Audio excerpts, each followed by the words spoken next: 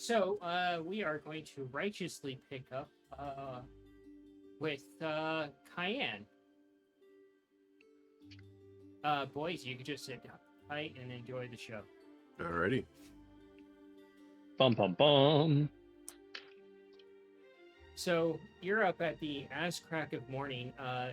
Oddly enough, Alice wakes you up early in the morning,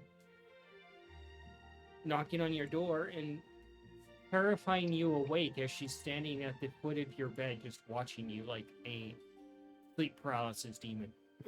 And she just simply says one word, "Good morning." That's two.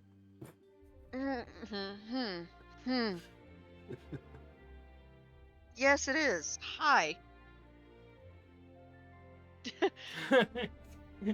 And she just stands Yes. there and she's like, "I figured you'd join me on today's foray. The boys will be fine. The rest of the group will look after them." Yeah. Whatever you need. And she nods, and I'll wait outside your door to give you privacy to get ready. And she turns and heads out the door, and it's like, and closes it, and Well, let's find some energizing snack within my pockets, eat it, and get ready. you find some of the espresso nibs in your pocket that you share with Nikolai. That works. And I will put it to the back of my jaw and chew it on a back tooth. Yep. And I know you would do this. I figure you would leave a note for the boys, like, "Hey guys, I'm gonna be gone for a while." Yeah, I'd at least I'd let them know that me and Alice were gonna go on a little girls' day. Yep. The chaos that ensues while she was gone. Just GTG GS is all we need. Got to go, got stuff. Be right back. And you and Alice head out, and you can see the purple mist of the Cheshire floating ahead occasionally, and kind of around you, almost like like you're walking through fog. It's kind of strange seeing that as she walks with you. And she looks over and she's like, "I have questions regarding my situation that you seem to think I'm aware of. We're gonna go see somebody and then go to another place. I figure Okay. you could use to see some more of the wilds beyond the Dormouse's perceptions." My mother always told me that I should go to the wilds at some point. I didn't think we would be here so soon, and I've always felt connected to this place like something that's been lost for a very long time. A part of me that is trying to reach out and speak, but has, I don't know, been trapped and forgotten. If that makes sense. Perhaps you're just not listening clearly.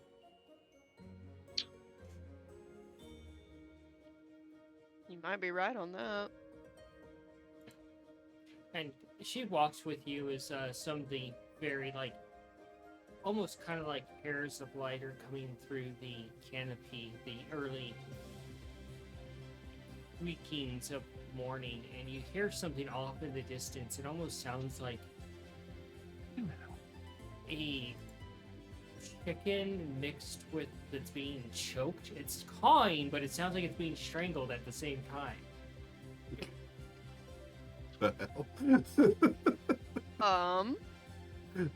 Starting off early, all right.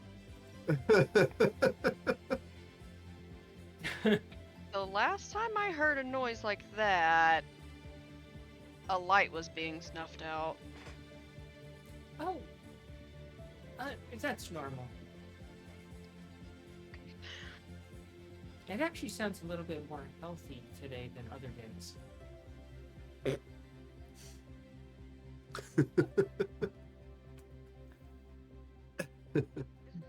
It's That's healthy? That's healthy. Well, she pauses for a moment with a key in her hand. When I first heard it, it sounded a lot worse. It continues to sound within a range of worse and bad. So, with it sounding more or less bad, it sounds better than it usually does. Yeah. Have to take your word on that because that sounds completely opposite from what I'm used to. Usually when something sounds like that, they are very, very close to meeting their maker. Huh. That's peculiar. Do you have It's similar interesting nonetheless. creatures from where you're at? Peculiar creatures, peculiar beings. I'd have to say the most peculiar being that our group has come across would be a mix between our lovely feline friend Bone Jangles, Popeye, or the goblin who buried themselves. Huh. What? She pauses, she puts the key in front of her and turns it. You can see the thin seam in reality open up, and you see a door frame kind of ripple and materialize as she opens that door, leading to a new place. What, pray tell, for my own curiosity's sakes, is a goblin? Oh. You would absolutely love them. They love There's one Cayenne. there is a goblin I would absolutely love you to meet, and he is the absolute just nicest, precious soul. His mannerisms are a bit on the odd side, which I think you would find endearing. Say you're weird But- without saying she's weird. We're nothing in nature is ever pure or not weird, okay? I know. Don't I'm even just teasing. start. And she looks at you up and down slightly, and she's like, "And you're all odd to me and your mannerisms and strangeties." Yes. Exactly.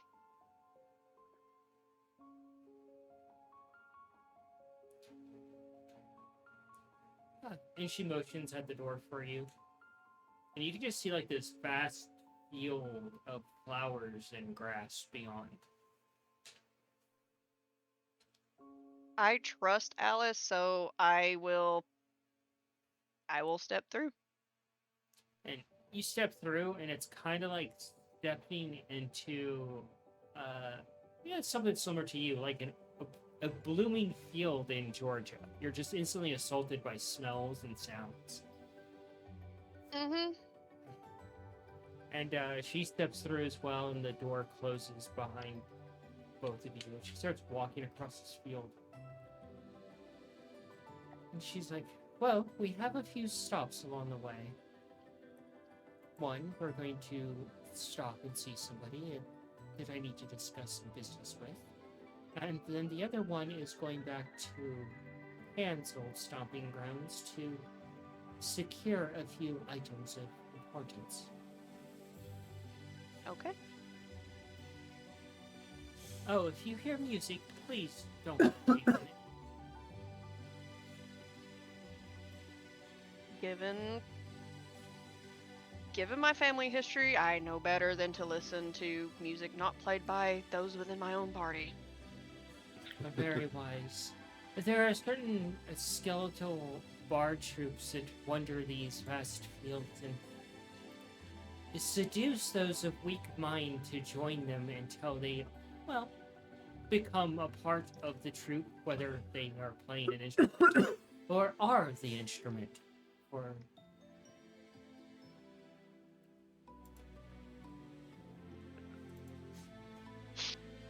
Why does this sound familiar from a certain musical group that the party was introduced to?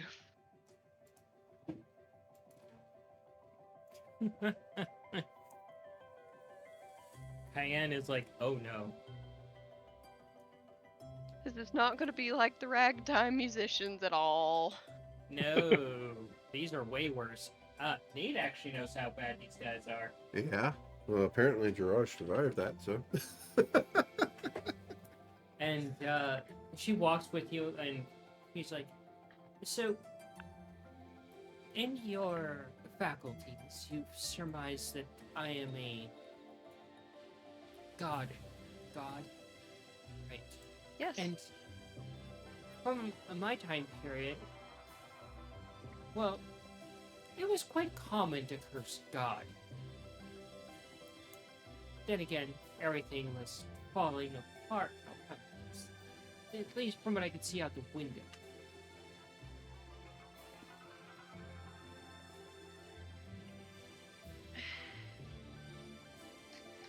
Even in my time period, as you say, you're from a different one. Gods are still cursed here. It's still common to do so, especially, for example, if a power-hungry aristocrat decides they want to cause misery upon a family farm, all because they decided they could not pay that month for so much, then that aristocrat decides to punish them heavily for that. Then whoever may survive, if it was a very violent attack, would end up cursing whichever deity they decided to worship, which can in turn take bits of that deity's power away when they start losing followers. Interesting. So, gods have power based off of how many followers they have. From what I understand in my limited knowledge, I'm still learning. Yes, but I believe also no. There's a place that we will be going to that I do need to take you to. Business related. That will have a lot better answers to that question than I have. And it could be a learning moment for both of us. Oh. She walks along and then she holds out her hand to you and motions for you to come closer. I'm guessing you're staying close, but you're trailing her a little bit so that she can take the lead. Yeah, I'm giving her personal space. Because while I am close to her and I do trust her, I am giving her personal space out of respect. Yeah. And she pulls you, she lets you come closer and takes your hand, and she crouches down, and you can see the grass is like parted in like this large circle, and you can see all these little mushrooms. A fairy ring has been constructed here. And you can see little signs that are written in Fey, pointing in different directions, like cardinal direction signs. And she reaches into her pack and she pulls out a muffin and she breaks off pieces of it and puts it into the ring. And she's like, it's good tidings to offer them something of value to yourself. Not something that you want to discard, but something of value to yourself.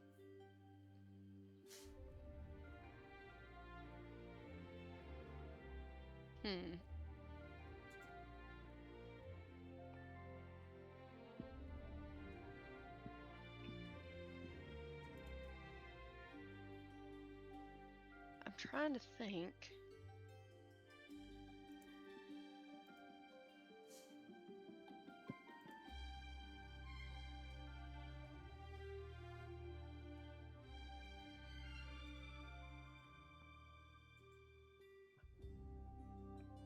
know what? I know what I'll do. I'm going to find a long piece of fabric off of my clothing to kind of tear it off enough to where I can make a homemade pouch or Okay. handmade pouch to put some of the contents of my giggle pouch into it to offer. All right. She just Because kind of that is something that I grow and something that is of value to me. She watches you make this small pouch, almost like a child, like watching a mother like fix a dress or something. Like you, it's a peculiar kind of watching, but you can tell she's just got that childlike nature of watching.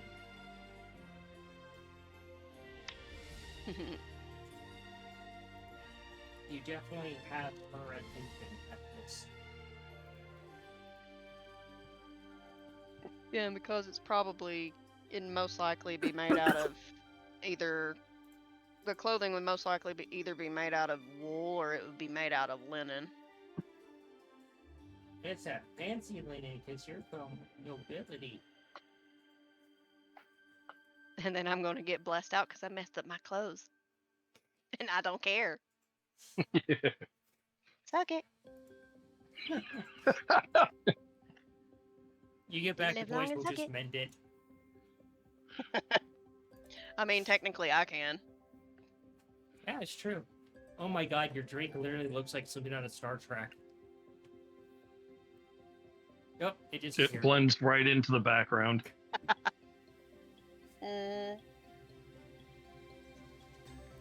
My tea. As you make an offering, she carries on with you, and you eventually come to another forest, and she motions for you to come closer, and she's like, stay close. And she takes out another key, and she puts it forward. You can see it just slip into, like, the reality itself, and she turns it, and you can see that there is, like, this cast iron gate before you. And this thing, the bars are all mangled and twisted. There's edges sticking out in every direction. And she puts the key into it and she turns it and it clicks and she pushes the gate open gently. Yeah, I'm doing the blank bend around corners and walls and no. I'm not getting touched with iron. No. As you approach this gate, you start to go through it. It almost becomes suppressive in its own nature, like it's drawing closer to you, trying to actually reach out and grab you. Each of the like little spindly fingers of barbs on it almost seem like they're reaching out to grab you, and as you step through it, you look back and the gate is just normal, and you're like, you've realized that you're feeling the effects of her natural gifts. Oh, fun. And you, as you turn away from the gate and you look at this forest, you can see like these thin strings hanging all throughout the forest, giving off like almost firefly light, occasionally illuminating like glistening stars. But outside of that, you can see that it's some strange wood you've never seen with thorns, and it's pitch black. You look behind you past the gate and you can see the morning as it comes. Then you look back towards the forest and it's just this foreboding cave-like darkness. And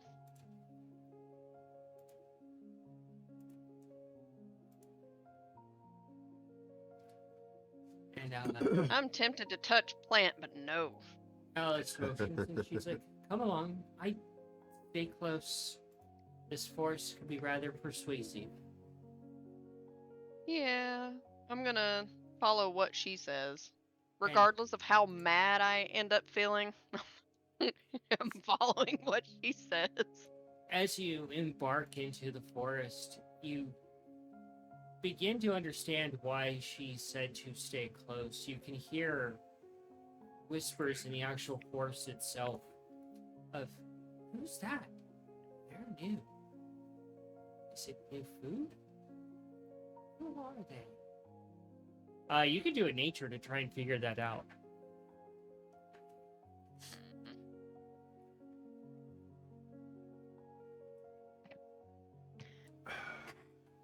That is, once it loads, is a 13.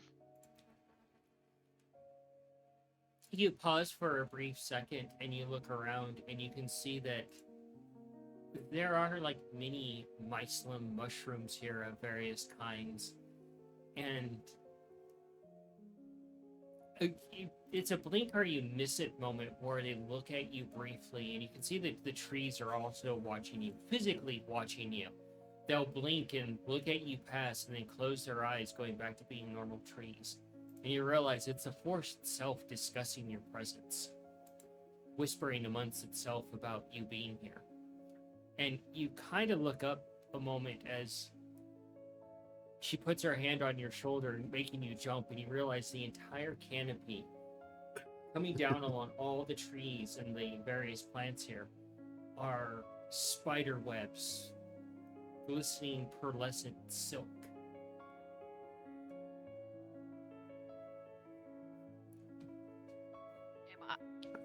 Lovely, I'm in Australia. Everything wants to eat you. Well, as soon as you mention it's spider silk, the thing I literally think about is the trees that get completely wrapped and covered with it. Oh yeah, those are at Millions. and the fields too. Yeah. No, thank you. I'm good. I'm so good. I like spiders as much as the next person who tolerates arachnids, but no. That's that's overkill. That is overkill.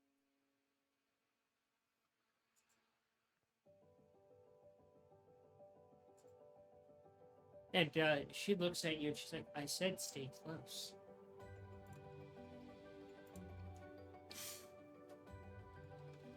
Okay. And you see that Cheshire smile briefly fade away into the forest, and it just makes this place a little bit more unsettling. And as you head deeper, it becomes more of a thicket than a forest, with the trees getting closer and the bushes getting closer, like you're walking into the nest of something truly terrifying.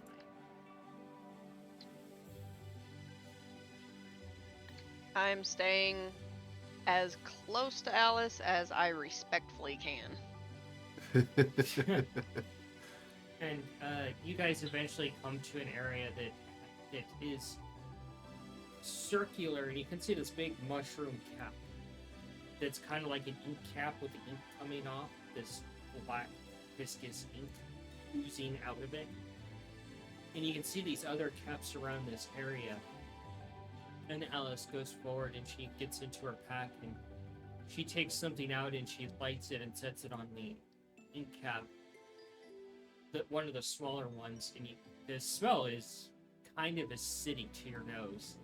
It's kind of like a sweet smell, but it's also acidic. It's like if someone were burning like sugar and lemon together. Almost like a sugared citronella. Yeah.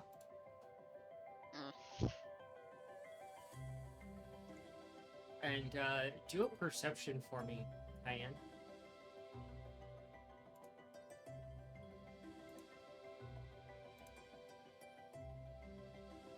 I'll take a natural 20. You're standing there and you immediately, I would assume, reach forward and grab onto Alice's wrist like a lifeline as you look at the forest ahead of you in the darkness. And it's not your eyes playing any sort of joke. You see this long, almost, it is gonna trigger you, centipede-like body with these spider legs. Ew. Leading up to this point, you look at the mushroom cap, the big ink cap, and you see the forest actually move as something turns around on it. And you can see all these spindly legs like coming down off this overly plump, fat, purplish body. And then you can see like this upper body kind of unfurl with all these kind of like pudgy little arms, kind of like little fat toddler arms. And it goes up to like this, just like there's no head, it's just a neck. You can see like this mouth opening with all these eyes just watching you, and you're looking at some sort of strange worm of some kind. And it just kind of reaches down and picks up what Alice offered and smells it, and you're like, oh, what the fuck is it smelling? And you can see the mouth is kind of almost like spider-like, meaning like lamprey-like, as it just kind of like all this drool pours from it. But the most disconcerting part is you get a smell of this thing, and you're expecting like a mortuary kind of horrid smell, but it's alluring with vanilla and flowers.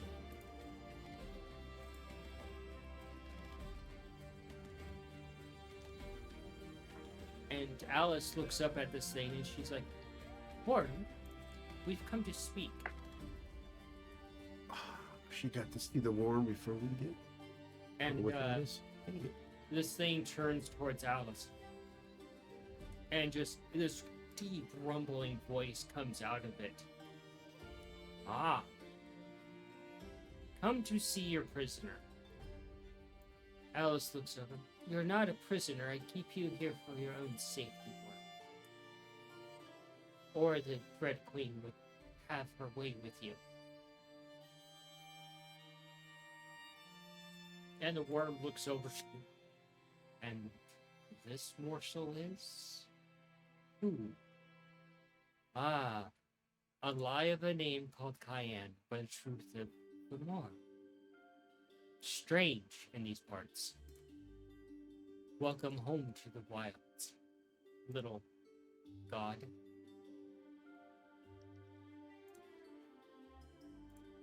I'm just looking at Alice like, what the fuck?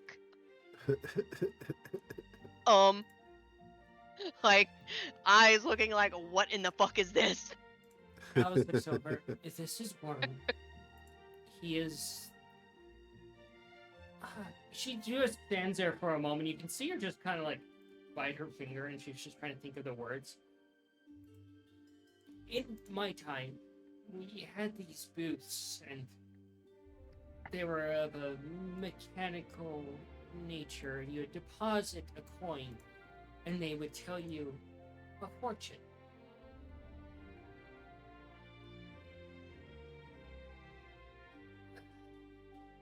Okay. You can do an insight trying to see if you can get what she's trying to get at with that weird comparison. The players... Okay, I'll take a natural 20. Nice. You look at her and you instantly put together that this thing is clairvoyant of some sort. Mm-mm. Clairvoyant, could possibly see the future, something, and you're like, that's why they're kept here, is...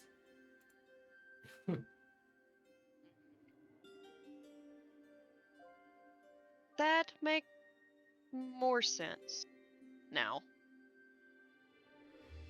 And it just turns quickly back towards Alice, smoking from this pipe, looking at her with its eyes, like a crown of eyes around its head.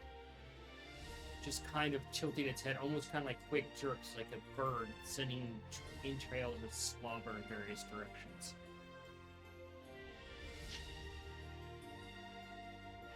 Jesus. Oh yeah. Worm, why did you keep secrets from me? And you hear to the Cheshire, because you didn't ask the questions, Alice.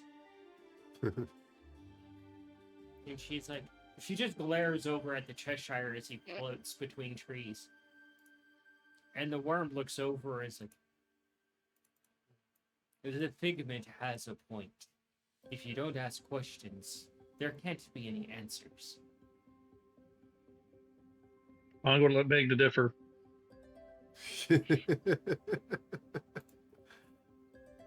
So, I come to you, Worm, to ask you, is she heeding the truth, or is she simply weaving wool? Then the worm looks back over to you. You're the same.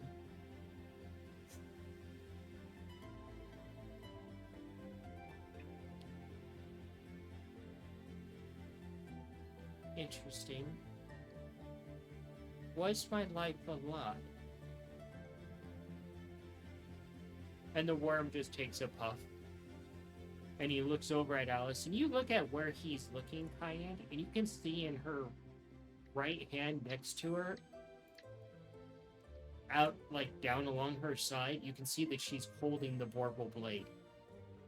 And you realize that the worm's trying to weigh answering versus what she is holding.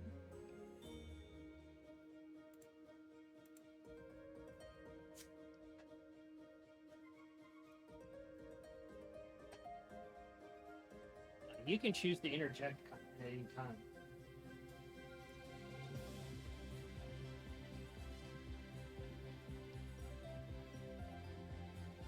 I'm going to look at Alice and say, what will that accomplish? She looks over at you. What are you speaking of?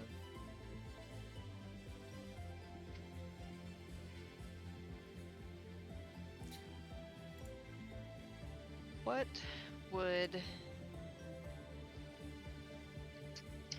injuring another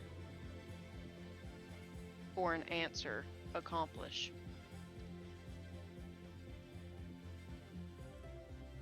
And she starts to go to answer, and the Cheshire speaks up. Temper tantrum, Alice. Maybe you should stop dawdling and being a child for once.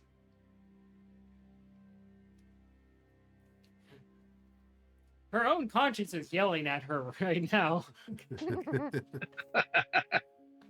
I know it is upsetting to learn the truth sometimes, and the truth does hurt sometimes. But that doesn't mean that you can injure the person who tells you the truth. She lets go of the vorpal blade, and it just vanishes back to wherever it goes when it's not in use. And she looks up, and you can feel that suppressiveness of her abilities, that madness pushing on you. Tell me, worm. And the worm's like,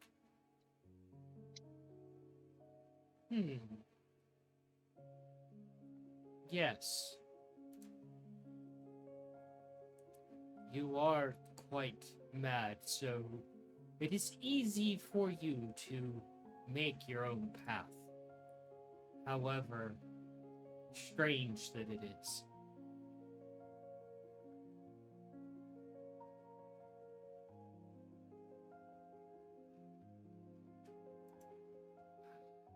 And she looks over to you, Cayenne.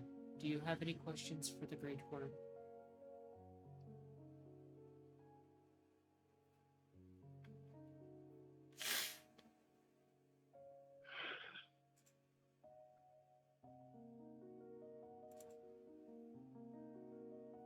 Could... God, what? I can't believe I forgot her name. Oh my God. And we've talked about her many daggone times. The big dumb dragon. Jesus Christ. The one that to raise the kids? Scab's mom. Oh, Ithos. Ithos. Thank you. I knew it started with an I. I was like, what the fuck was it? Oh my God. It's been knocking my brain for a while. I shit you not, but it has. She has not come up in a few episodes. Could the separation been avoided by Ithos?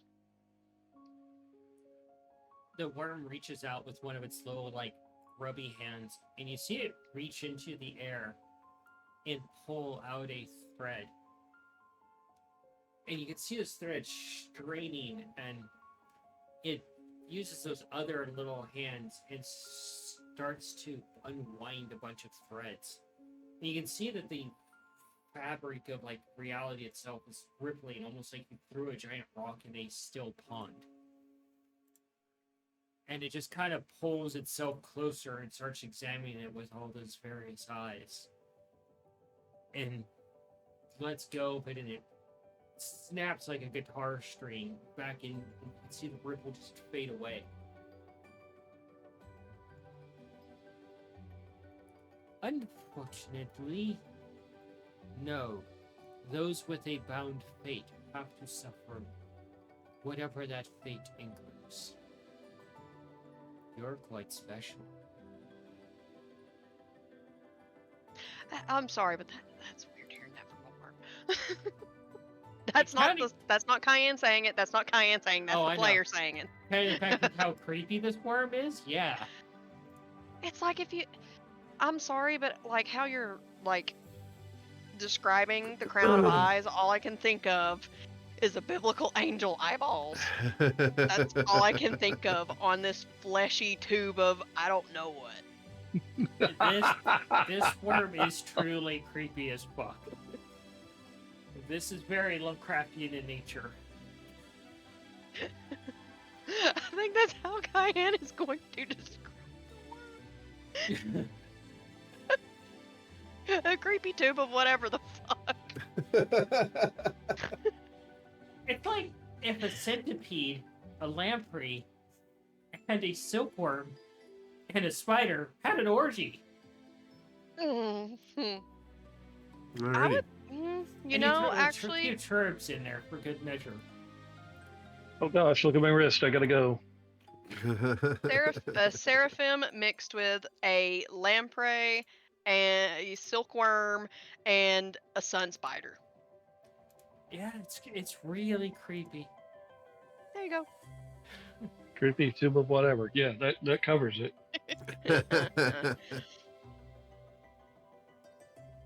And the worm just kind of looks around a little bit, watching both of you with those eyes.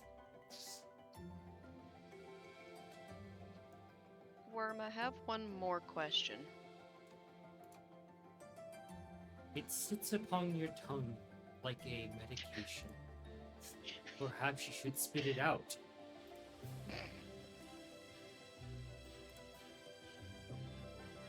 Are you happy?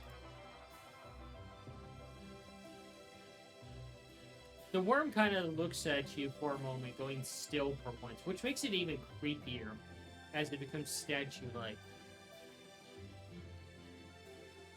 And then it responds. I do not know what that means.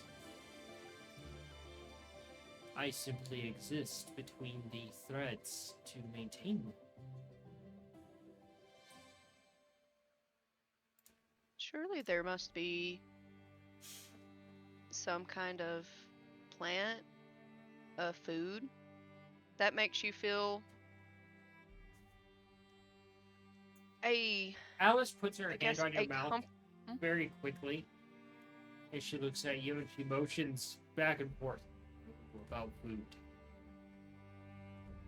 And you can see this thing drooling a little bit more at the thought of food.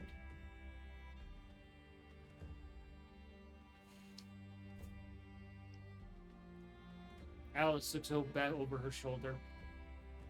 No, worm. You get none of that.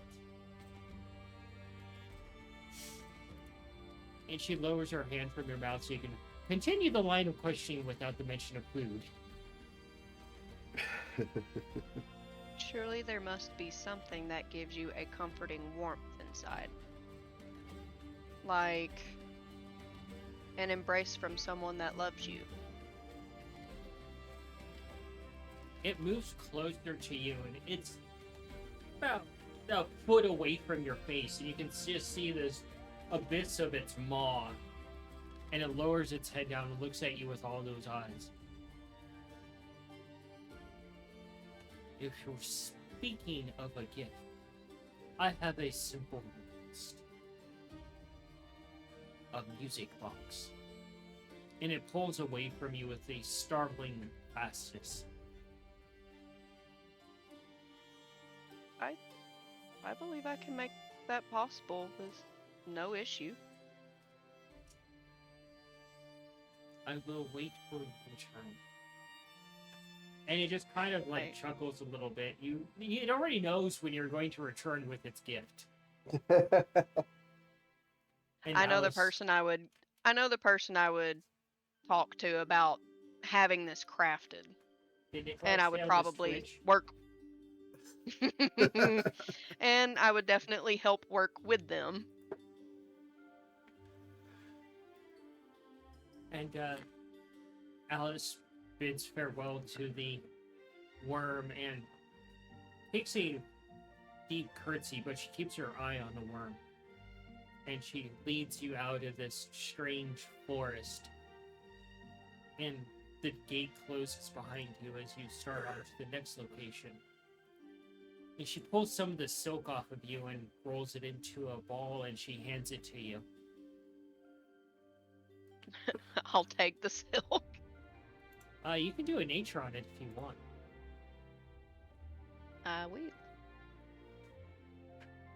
If my dice will behave. It's a 10. You look over the silk, and you test it with a fingernail. With enough force, you could easily decapitate somebody with this.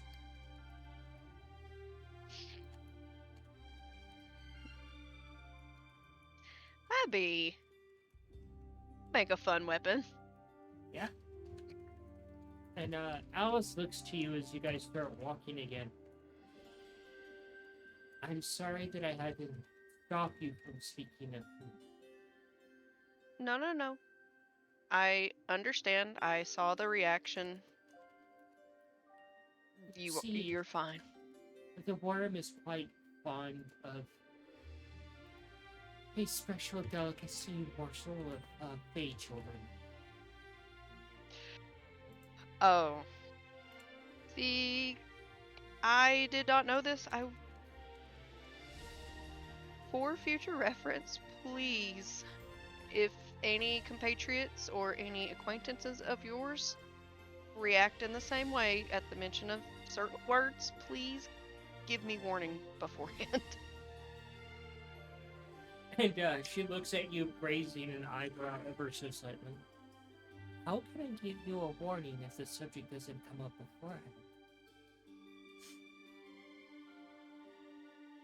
If okay, fair, but if there is a plan to visit someone that you know may be triggered by certain words, and I plan to go with you, please let me know so I can yeah, that's the only word I can think of. So I can police my own speaking.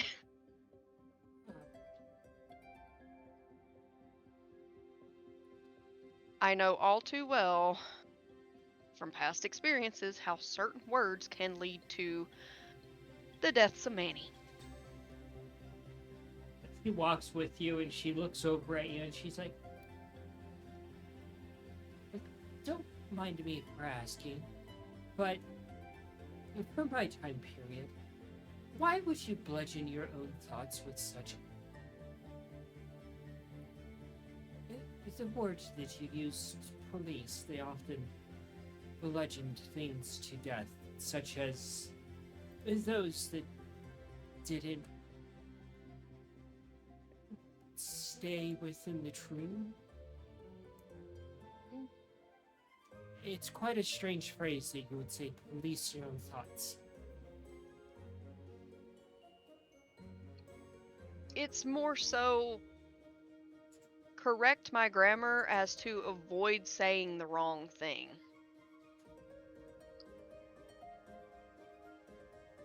In my timeline, we don't have what is known as police. We have guards. Interesting. We have guards, we have knights, we have captains of the guard, but no official titles of police. Peculiar. Very peculiar. You see, I'm acquainted with those names because of the Feywilds, but however, for my time period, those are considered stories, fables, fairy tales, read to ill-minded children to get them to slumber properly. The things in my timeline would deem me as mad in your timeline. Even though the things that I see and I experience are very, very much so true. I've seen things that would not make sense at all in your world. I don't know the extent of even magic in your world. I deal with the Red Queen, so I have quite the abundant boundary of strange.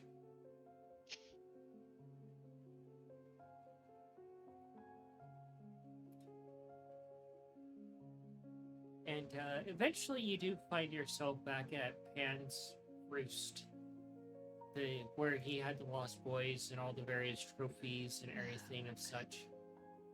And Alice looks over to you, and as you walk in, you can immediately feel the death in the air of this place, the horrors that happened here. And as you walk in, you feel your foot bump into something, and you look down, and it's the deceased corpse of one of Batty's little friends, or Biddy's little friends, with an arrow stuck through it. Poor Biddy. So distraught over them going. That hurt the most. Not once, but twice. Exactly. Alice looks over to you. Find whatever you're looking for or want, and do whatever actions that you want. I'm going to be looking for any surviving Fae here. Do an investigation. That will be my main thing, and I'd be looking for anything that could be deemed a religious artifact, so I make sure that it goes back to its appropriate place. All right.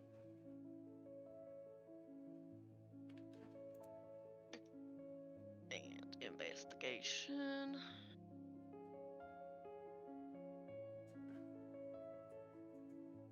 Investigation is a 16. You look around, you eventually find yourself in Pan's actual room and the door is taken off its hinges, and you look at the door, and there are these massive claw marks through it. You instantly put two and together, you're like, yep, that would be Cheshire's work. And you can just see there's claw marks through the actual ground. A few tables knock us through as well. And you look around the room, examining it. It's almost kind of like walking outside when it's got 90% humidity. That's how the death in this room feels to you, Cayenne. Just that instant stickiness on your skin. That's no fun. And I already deal with that here. yeah, I remember being there. Oh no, when I was at work, we had our AC set to 70. It read 75 inside, and it was 90 degrees outside. We're hitting the 90s right now, but it feels like 80. And then at night it drops Yeah. down to 60 and it feels about 50. Yeah, no, not here. Not So in this room, you start to look around at the various things, and you see how well Han pampered himself. And you pause as you come to a table, and you look at it, and you can see. At first, you're like, "That's a beautiful wood," and then you put your fingers on it, and you feel it, and this beautiful wood. It hasn't been stained by the usual methods. You can tell it's been stained by the blood loss of many Fae. Jesus. That's lame. And what am I incinerating?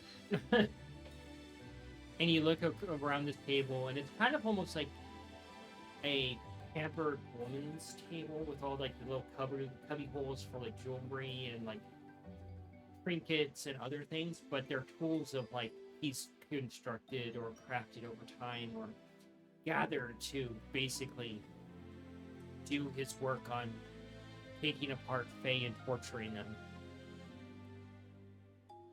Yep, this is getting incinerated. And you look over next to that table, and you hear Cheshire on next to you. Oh, do be careful of that one. And you look into the barrel, and you can see that it's like a small bucket about that tall, right? Mhm.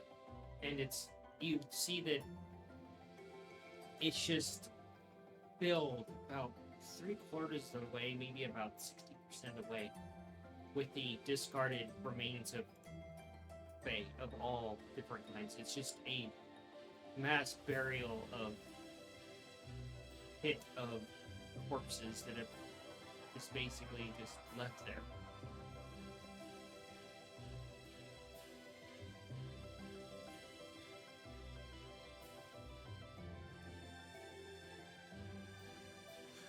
I am torching this whole room. I'm just picturing Ripley from Alien Resurrection. After she tries, and I'm pretty sure that someone won't be happy they're getting prayed to right now, but she's going to understand this urgency because this is her forte. And she's going to feel this seething rage in this prayer. Roll that religion. Let's see how it goes. Oh, God. Literally.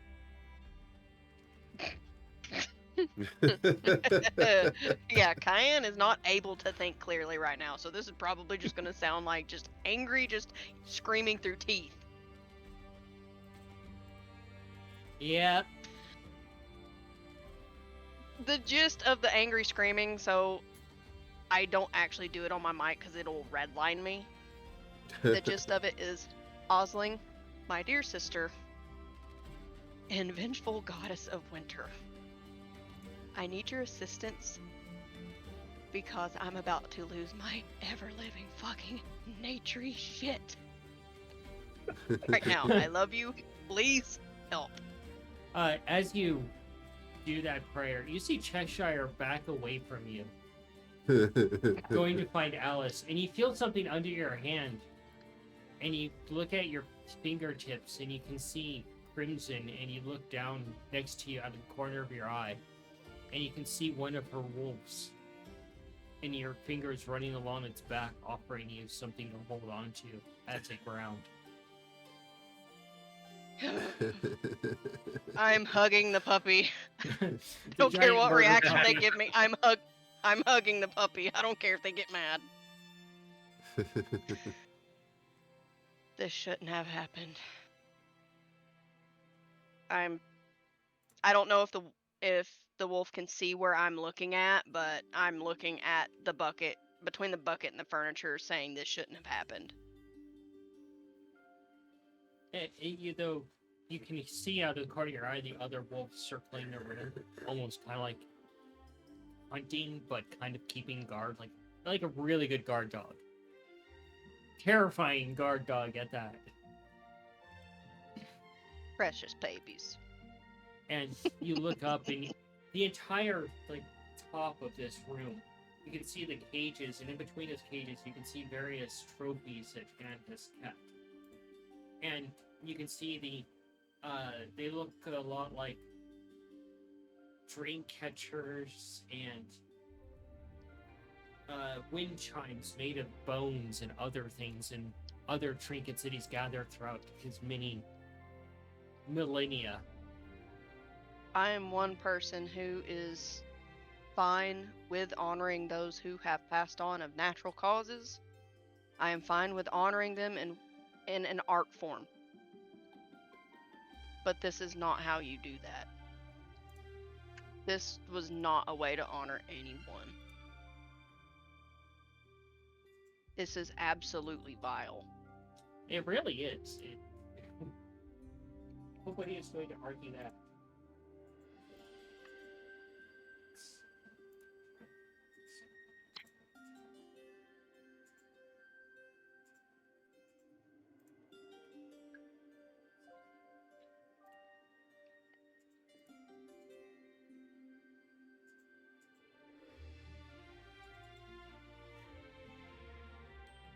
As you hug and love the puppy, Cayenne, you look around the room a little bit,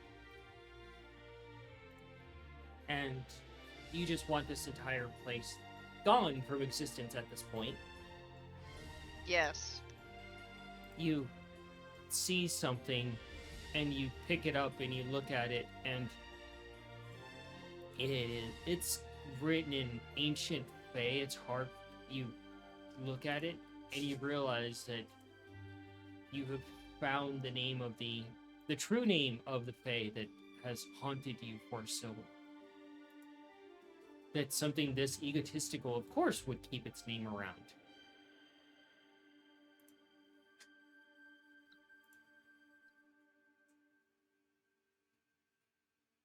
This will be a name that I am definitely going to show to Osling.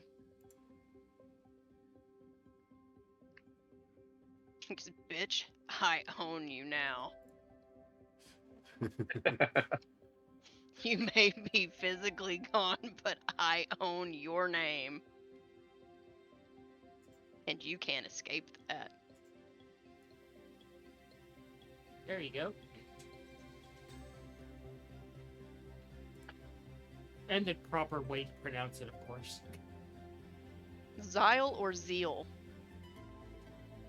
I'm asking for the first part. Oh, okay. Making sure.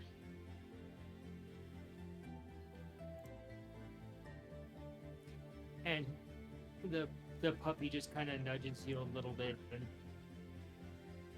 you get that this place will be taken care of once you depart from it.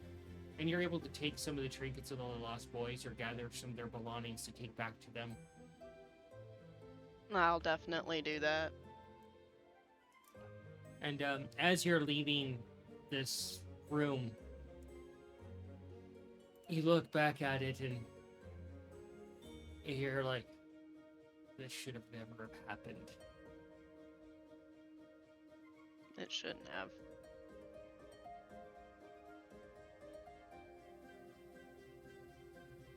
A creature such as him shouldn't have been allowed to exist.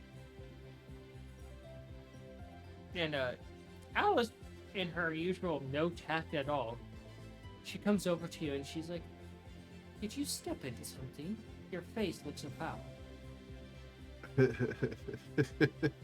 Own the name of the bitch who has haunted me for so long.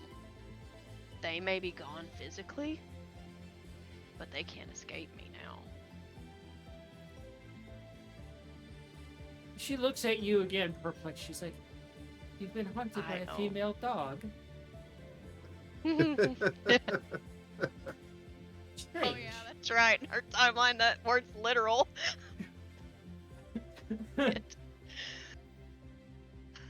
Let's just say that a certain fae decided he wanted to haunt me for so very long. Well, he's so egotistical and so very stupid that he left his name behind. His true name, of which I own. There won't be a place that he can hide. She looks over to you. Keep it close to your heart. I intend to. My And sister is going to enjoy this. She raises an eyebrow. She raises both eyebrows. I don't mean to bring concern to the table of events, but do you see those two beastlies that are walking around? I don't know if I've gone delusional again, but I'm actually seeing those. They work with my sister. Oh, horrifying. They are here to make sure that that horrible place where they are is properly taken care of. The atrocities that occurred within that room should have never happened to begin with. And piece of shit who caused those atrocities shouldn't have even been allowed to breathe, let alone exist. Their mother should have swallowed. Alice looks to you as she starts to leave the place. Horrible things sometimes have to happen for flowers to blossom. It's true, but all of those fae tortured just to be trinkets, to be decorations, to polish furniture? I don't think so. There's no good that could have come of that at all. There was no honor in what happened to them. There's no way for them, their lives to have been honored. No one knew what even happened to them. And it's not okay. People like that deserved to have their life removed. And whoever their soul goes to, they deserve to be tormented for the rest of their afterlife. And then some. I saw similar actions within the asylum. Dozens of people came, but dozens of people never left. And that's atrocious. The people who cause that sort of thing deserve to have their life ripped away from them. They deserve to undergo the treatments that they forced on other people, or what they deemed as treatments. She turns back towards you, and she looks over at you, and you just feel like you just open the oven of it. And she's like, oh no, I closed the door, and I sat, and I ate an apple while they burned.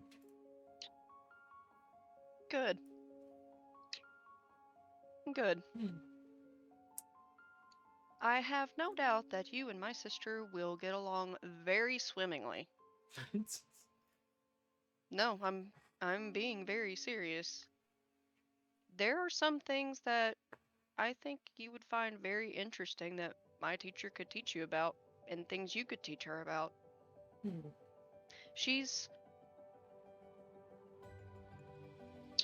You and her have very similar interest. In a good way, in a very good way. Interesting.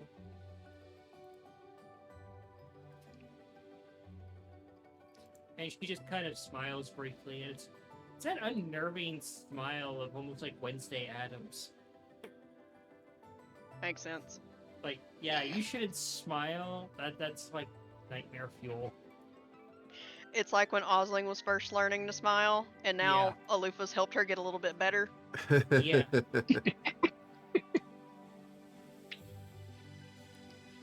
And as you guys leave, you look back over at this massive redwoodish tree, and you pause for a moment, you blink, and as you blink, you look at it again where it was, and it's no longer there. You can see that even the root system is gone, and there's a massive crater where the tree stood. And some divine action has really, really been unhappy about that. Rightfully so. Rightfully so. The place doesn't deserve to exist. And you and Alice work your way back, and she has a few more questions about being what she is.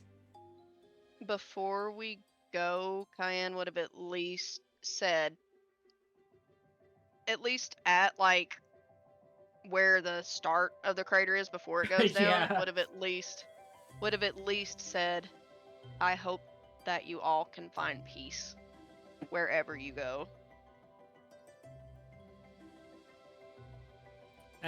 The most awkward part about that whole thing is Alice reaches out and puts a flower in your hand to throw into the massive hole. I would do it. It's a sign of goodwill. Honestly. And on your way back, you're able to stop off and just explore nature a bit more. You get to be in the nature and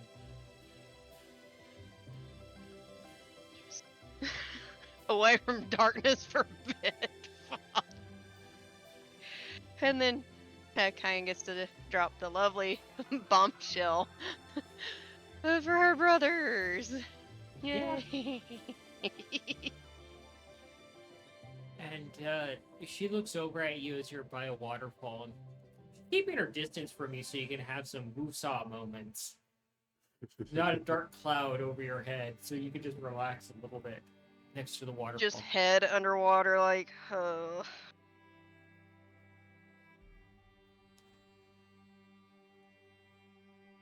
And you can just see the fish looking at you, and they're kind of almost like a trout, but you see him jump out of the water, and you see him almost like the fish that in the ocean that jump out and kind of fly a little bit. But these you yeah, can the see flying that, fish. yeah, you can see these that their little fins are more like actual like little useless wings, but it allows them to jump out and grab bugs. You're like, yeah, not even the fish here are normal.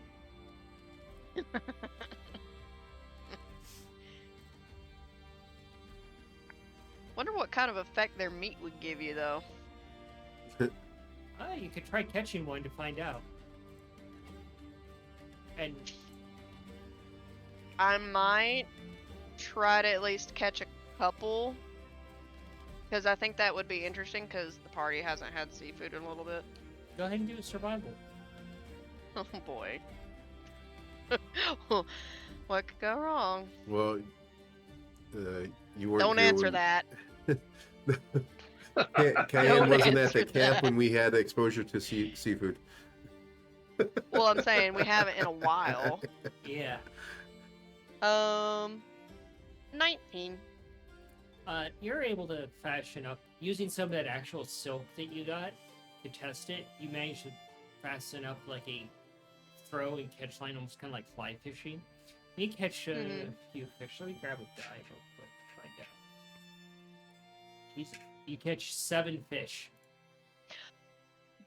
Wow. Are they like just like normal fish, like normal size fish? They're about 4 pounds each. Holy shit, that's a lot of fish.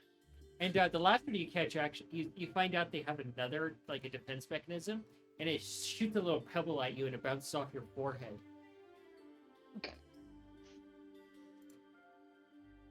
Thank you. Flying spitty fish.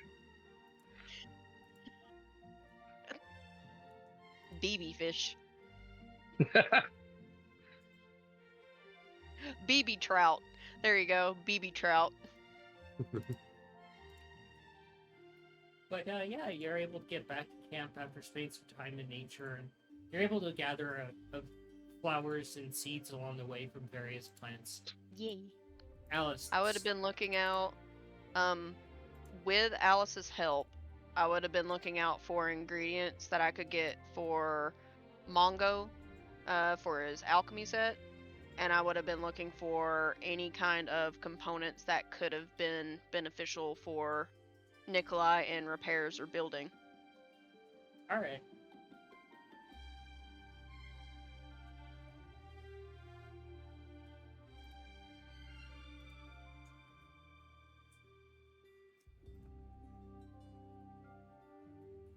Yeah, you're able to get like an assortment of seeds to add to your collection. Um, Yeah. let's see.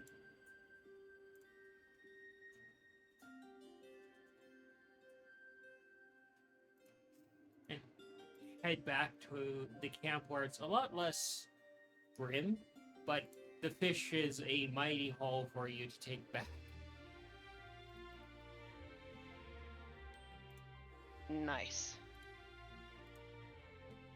Do a insight for me.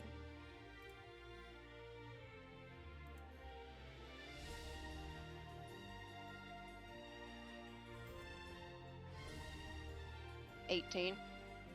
As you're heading back, you pause for a moment, and the hair on the back of your neck stands up briefly, and Alice pauses and looks back over at you.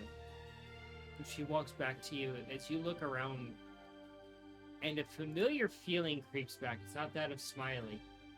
You look into the forest, and you realize from the time that you left the waterfall about an hour ago, all the way up to this point, you've been being stalked by a fey owlbear that's been very attracted to the fish. A fey owlbear. Okay. Oh, like, fuck. Fuck. Okay. God, fuck. What is an appropriate amount of fish that I can give up so they'll stop stalking? You can give up 2 fish, and it'll be fine. That'll be more than enough It's for it. like, give me that fish, lady. I'm gonna give up 2 fish because I don't want an owlbear stalking me. Hey, I would owlbear. I would much rather make a friendship or allyship with them rather than be on their shit list. Yes. You'd rather be friends than food, huh? Yeah. Don't need to deal with owlbear issues again. Mm-mm. Friends The with first food one instead of was friends called- of food. The first one was caused by red and blue, so it wasn't even my fault. It was my fault by proxy. Go ahead and do a nature for me, Cayenne.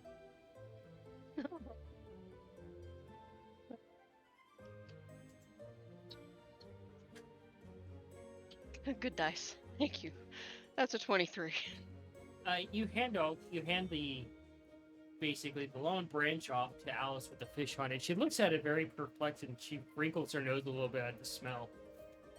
Like she's not familiar with the fish smell. And you take 2 of them, and you head over to this forest on the cusp of it, and you find a large rock, and you set the fish on there, and you see this thing for the first time outside of just it watching you.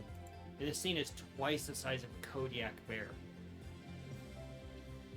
It's the sheer size of its beak could easily just cut you in half.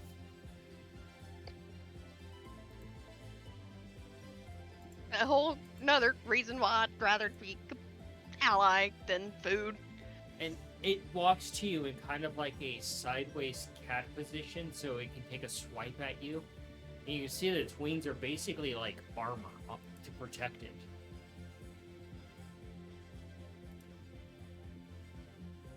And I'd be bowing my head low to show, hey, this is yours to take. I am not interfering. it just comes over to you, and you can feel the ground thumping under you as you have your head bowed. You can see like little pebbles moving on the ground from sheer weight, and you hear its huffy grunts as it gets closer, and then you feel its breath on your face as it licks you with its nubby little bird tongue, and then turns and grabs the fish and heads back into the forest. Shit. And you hear some sort of like guttural bird sound, kind of almost like a shoe bill type of sound. Yeah.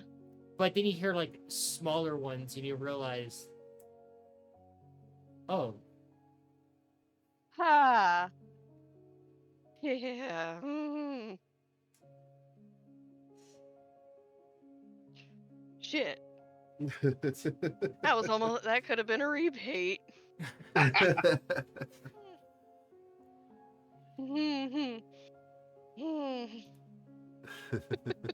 Alice looks over to you. My heart is actually in my throat right now. Like my back is actually a little wet and stuck to my hoodie.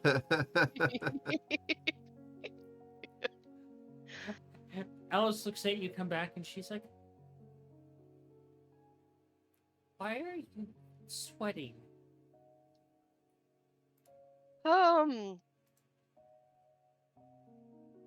In my past, I have been stalked by a creature like the one that was stalking us, and thankfully they accepted the offering of the fish. She took said fish to her babies, and we will stay out of her territory because she will chase us until she kills us if we make her mad. Well, perhaps by the luck of the wilds, the territory will be moved tomorrow or later today, whenever it decides to. Yeah, I've heard that the Feywilds do not stay in one consistent point in time. No. They like to move around quite a bit. It's interesting watching a forest migrate. It sounds very interesting. It's also very interesting to create a forest.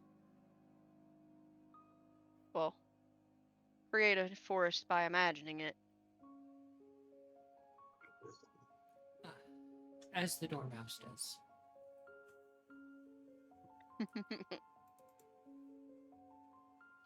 That is really cool, though.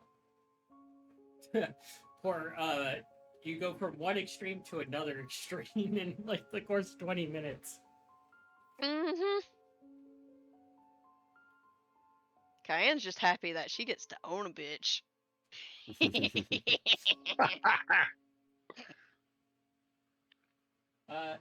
Let's show... What are you doing? I was just testing something. I'll wait.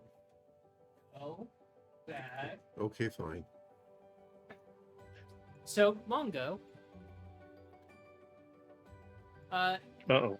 Do a perception for me. Oh.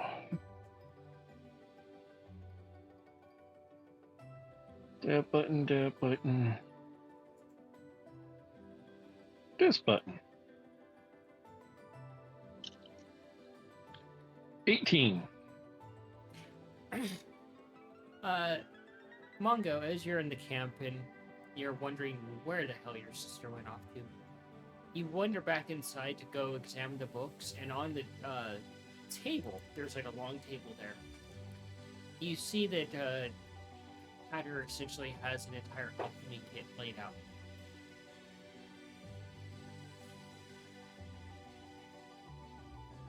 Said he has an entire blanket laid out? Alchemy kit. Oh. And he was one mixing some very strange concoctions earlier, so that makes sense. About the only thing that has in this realm. And you see him just making notes of what ingredients that he has, and his baldish head as his hat is sitting on the table, and he reaches into it, pulls something out, and he looks at the bottle, and he's like, And he sets the bottle down, and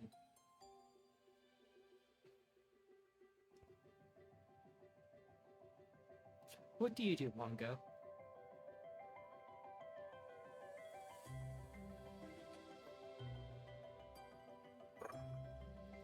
Hello, my hatted friend.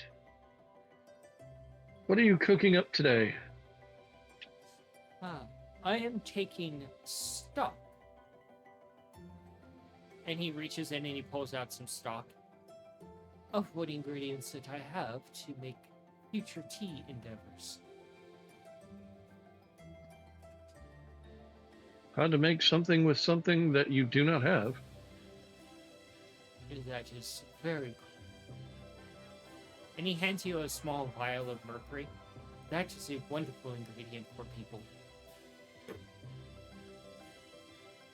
Mongo know this is mercury? Yeah, he would.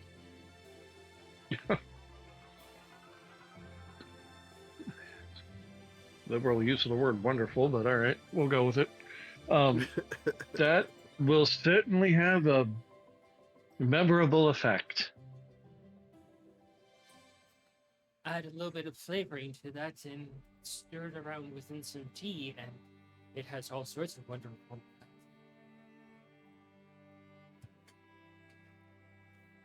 That is very true. I do keep some in abundance just to use as a nightcap. Yep, that tracks.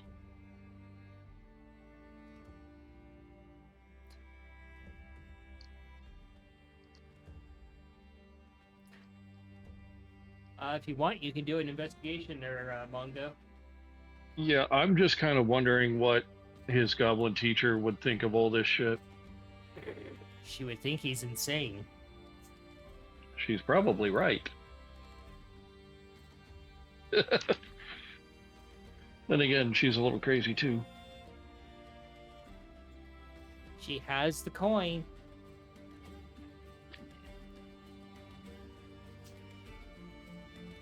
Yeah, which reminds me, when I get back, I have to have a conversation with her.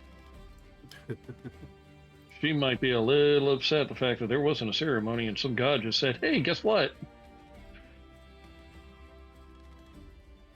Mongo, do an investigation for me. Oh, That's there a it is. 9. A 9? 9. You pick something up and there's just, you're like, I don't know what this is, and now my fingers feel oily.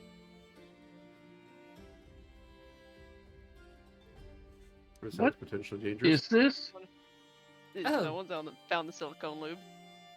Ah! Oh! Oh! Oh. And here I was almost hopeful that we'd go an entire episode without me feeling uncomfortable due to some weird reason. Fuck, Nope. I'm gonna roll with it. That is monster excrement that allows them to move freely.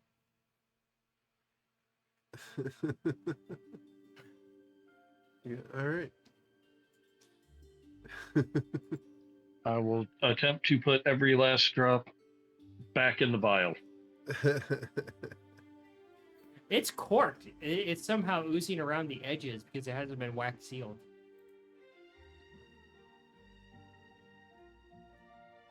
Yeah, just prestidigitate that shit right the fuck off. Oh, it's horrifying. You're like, oh. Oh shit. You managed to get it off, but you still are left with a feeling of ick. Just for context, so you know, given my workplace, which I won't say because of where we are, when I have to clean that up if it's spilled in the floor, I have to use a Clorox wipe, 409, and Dex paper towel to get it up and it not be slick. Nate's been the victim of certain liquids. Do we need to have this conversation? No, we do not. Sorry, didn't mean to hesitate there. Yeah, there was a little bit of hesitation between the silence and no, and then the second no. There was a little bit of hesitation. No, that's just lag. It's not hesitation. Nah, everything is fine. Don't worry about it. So you begin going through Hatter's ingredients and examining them. Assuming he's okay with it. Yeah. Mongo Right. would actually, like, his curiosity would get the better of him, but he would also try to, like, be respectful. And if he notices Hatter might just kind of questions, like, maybe you shouldn't be going through my supplies, he would back off. You do see that there are various little wooden boxes of tea blends. And you look at one and it says, "Pick me up." And you open it up and you sniff it briefly. And you instantly feel the effects of a little bit of cocaine, a little bit of ground up espresso powder. Oh, the Nikolai special. and some very potent black tea that's been crossbred with espresso beans. Oh my god. Heart attack in a leaf?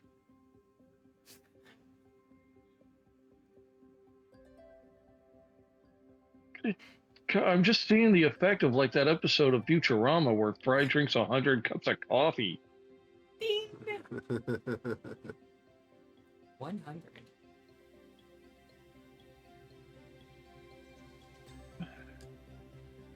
Yeah, I'm gonna put that one down.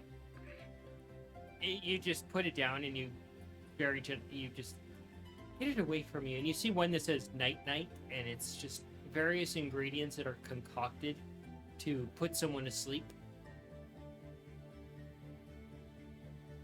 That could be handy. You do see one word on there that you don't recognize, Mongo.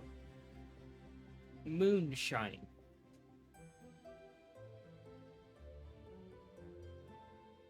What is this? He looks over at you and looks at the box. Ah, I have, I find it that it helps with people's sleep, so I have created a powdered version of it to be added to the tea. Powdered moonshine? It is a form of alcohol that is crudely distilled, to say the least, my friend.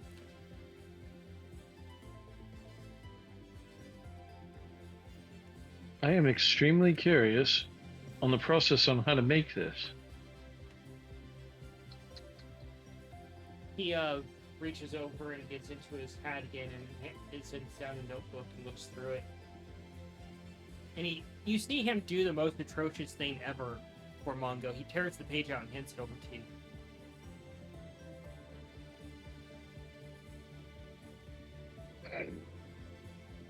you. Thank you. Start beginning to read it. Is this the instructions on how to make powdered moonshine? Yep. Okay. Adding that to the inventory.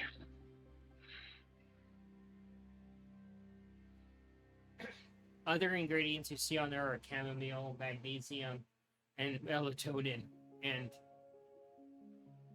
morphine. Of course there is.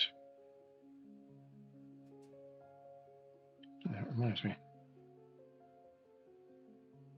And that's another word that stands out to you. It's like, what is morphine?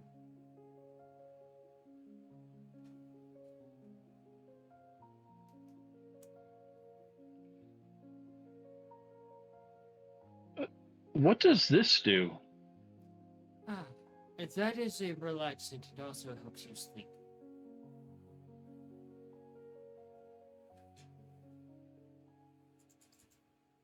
Huh.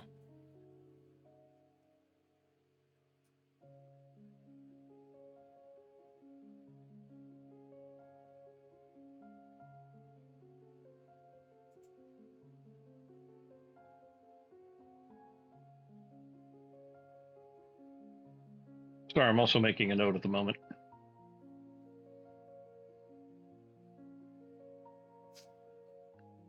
There's a few other things on there as well that you don't recognize, but it's best to leave a few secrets that... Oh, yeah.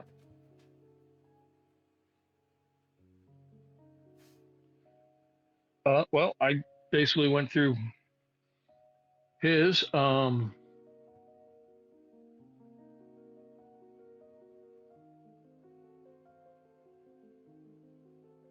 I've made a couple of things myself.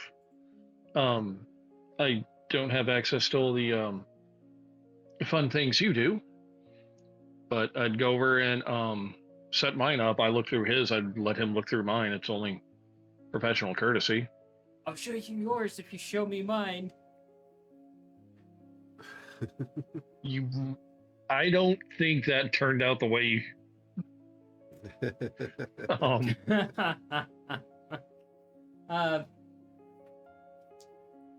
Oh my god. I don't think I have Chat. anything in there that he would be real impressive to him. Chat, it's morphine time. No.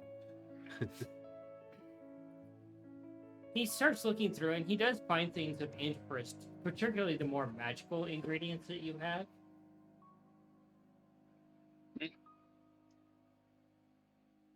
Kind of bringing them up and examining them out of curiosity and handing them back to you. And then he finds your glue project. The sticky grenade that dissolves in milk. Yeah, that is the thing.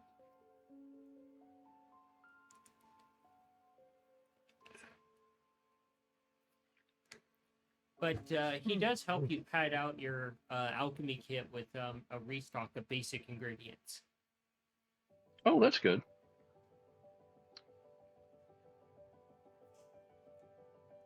Plenty of bone meal and other strange things.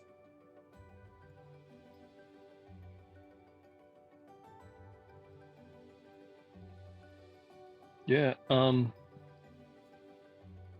I know the sticky stuff isn't super impressive, but it's come in very handy more than a few times.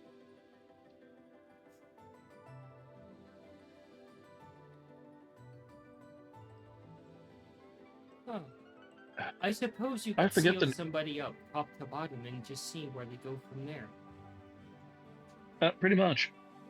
I first made a cruder version of this when we had to deal with these. Oh, I've forgotten the name of them, but they were basically these fuzzy balls with a lot of teeth. He raises an eyebrow at you and kind of furrows his mustache a little bit. And you say, we are mad. I'll try to prestidigitate like a small image of one. Do a performance, Mongo.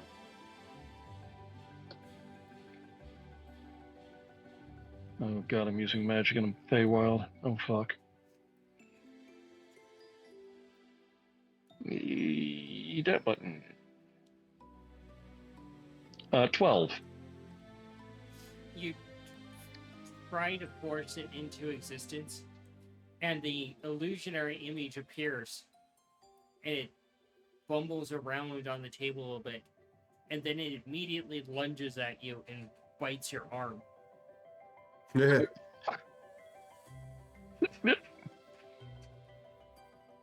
And you take 3 points of damage as it latches onto your arm. Damn, what the hell?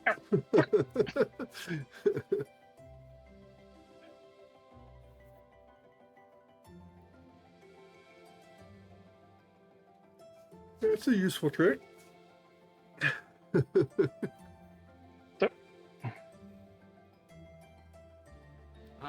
The wilds. I release that image and make it go away. It just disperses, and you can still see the teeth marks in your arm from it. That's fucking new. Hatter looks over at you. Is that supposed to happen? No, every other time that I've ever made an image with that, it's just been an image. It stayed still. It didn't move. It didn't bite me.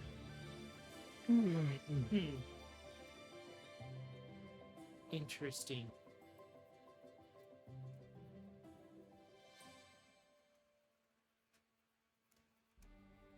You should be more careful with that. Yeah, it would seem to be.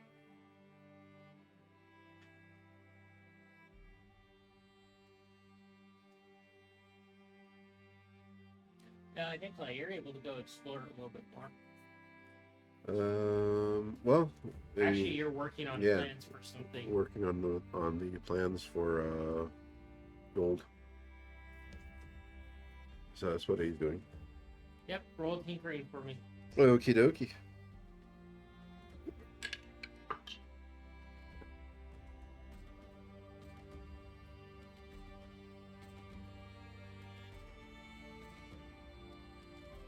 $24. The plans are coming along really well, but you're going to need to work with Hyann to get the materials for completing the plans. Okay. And the requirement of materials is a little bit outside of your scope, so you're going to need her familiarity with nature to get the rest of the materials to build what you want to make. Okay. And as you're looking over the plans, you look over, and since you're outside of the tea table, you see Hyann and Alice come back together. Huh. And Hyann has a bunch of fish with her, and your first thought is like, why did she leave a note? Exactly. It's like, decide to go fishing and don't leave us a note even? Jeez. You know you left a note. I did leave a note. Well, who'd you give it to? And you hear giggling from across the table. And the dormouse looks over. We put it in the cake. Oh, that I accidentally lit on fire. It was supposed to be a surprise. You're supposed to find the note in the cake as a surprise. Ah. Well, surprise. Surprise! Now you know where the note was. All right. Did you have fun fishing?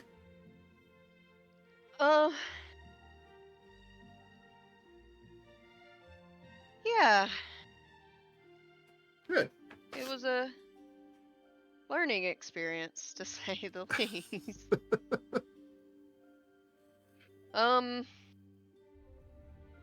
Remember a while ago when I told y'all about how Red and Blue decided to try to make a meal out of a baby owlbear? And how Yes. I became part of the shit list? Okay. What'd you do now? I didn't. Well, Hey, not often do I get to say this. had a wonderful time. Had a wonderful time fishing. Absolutely wonderful time. I had 7 fish to begin with. Oh. I lost 2 Oh. because I was being stalked Ah. by another fucking owlbear. Mongo, you head This outside thing- by Nikolai, and you hear that come from Hyann. This thing was much larger than the ones we've experienced before. What's more terrifying, it licked me It licked you? after I gave them fish. Yes, Well, I guess that's good. that is good, but holy fuck. Their beak Well, that could have really cut depends me. on why Their you were beak- being licked.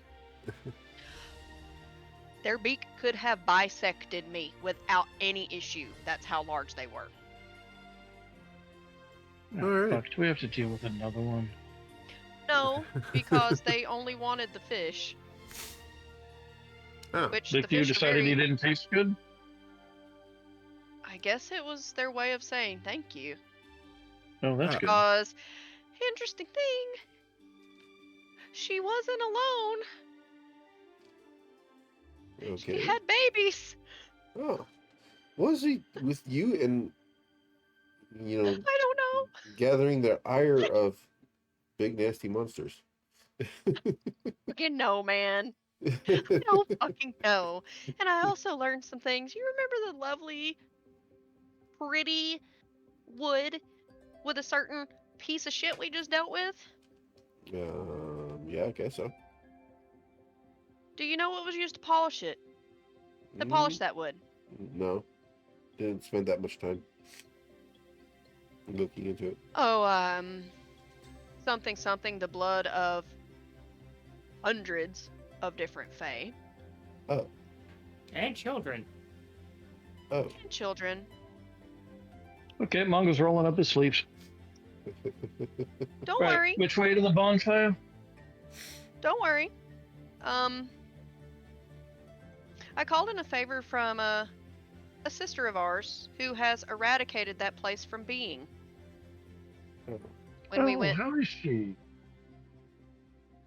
She did not show up, but her harbingers did to ground me because I'm I don't want to know what I sounded like when I was praying to her.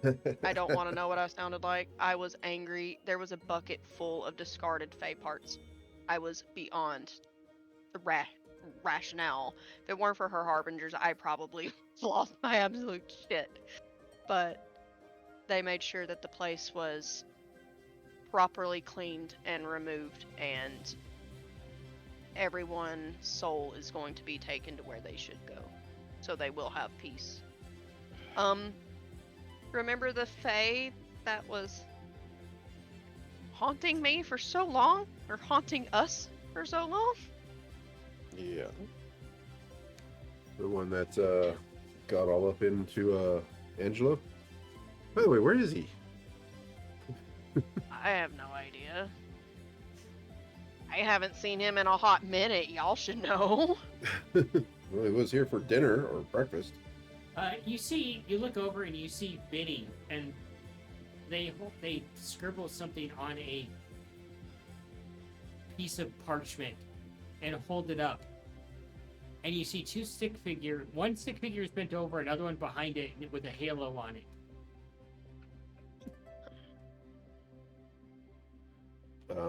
Okay. Biddy, what has he been teaching you? Thank you, Biddy, for the... Thank you, Biddy. Biddy nods. I have no words I can add to that, just thank you, Biddy. Biddy just repeats one word. Hands on. Hands on? It looks like looks like he's getting some hands-on guidance from his deity. Okay. Alrighty. Ada has some lube if it's needed. I made myself feel uncomfortable with that one shit. Per the chat, the irony of a deity being cursed to be on the shit list of all owlbears across all realms. Why me? I didn't do anything. Oh, but I know the real name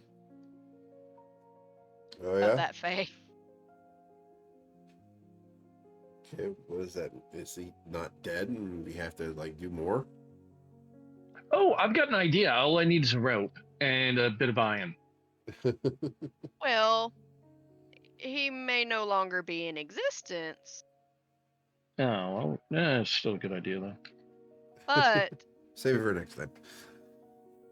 because I have their name, I essentially own them.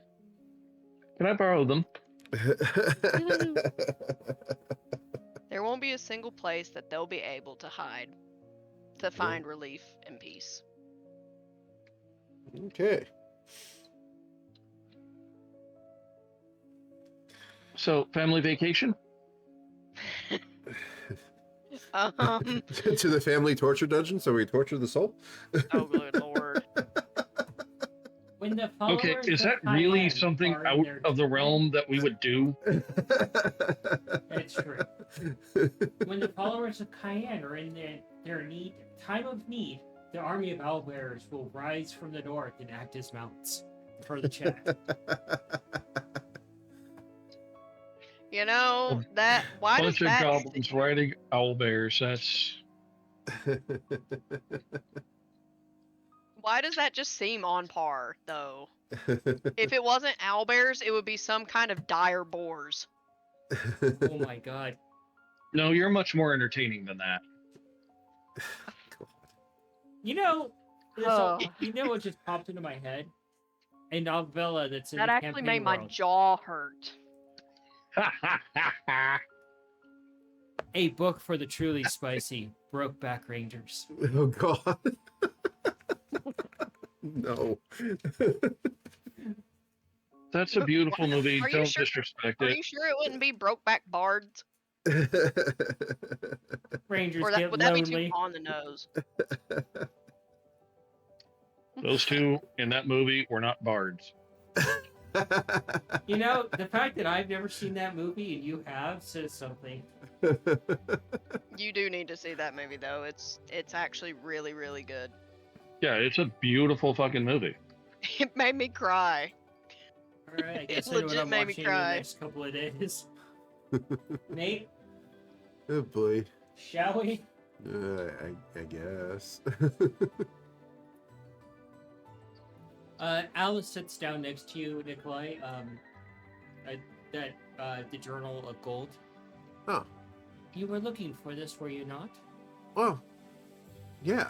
Thank you. And she sits down a few more journals with it. Huh. Journals of others, I presume? Probably the passing words of those that are no longer alive. Possibly. I'd be making sure that I get all the ingredients and stuff to Nikolai and Mongo too. Yeah, Cayenne is basically like, you get ingredients, you get ingredients. Speaking of which, this might not come as much of a surprise. I accidentally knocked something off of the table. Okay. I tried to fix it. Apparently you won't let me.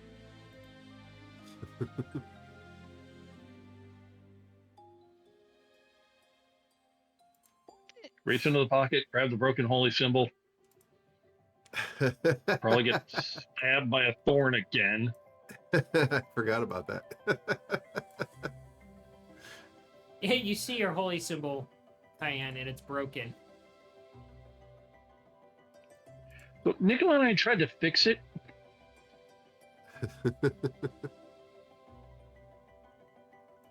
She probably needs some background on that. Oh. I mean, you guys can share context. How did it happen? Well, I was looking through the goggles trying to figure out something. I think I was onto something. But I reached into my, reached in to grab something else to, cross-reference. Accidentally grabbed that and it kind of slipped out of my paws.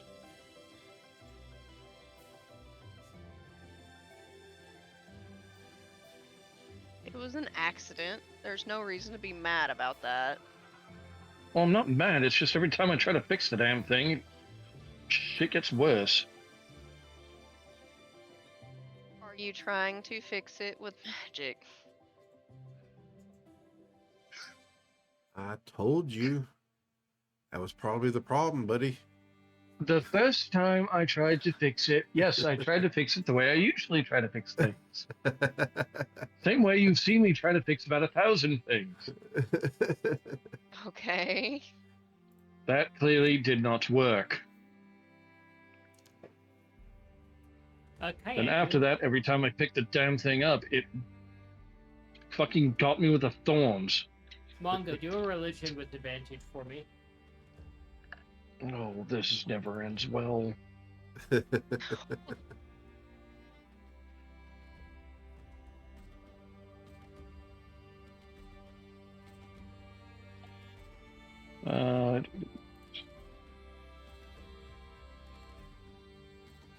Roll the same thing back to back, so 16 it is.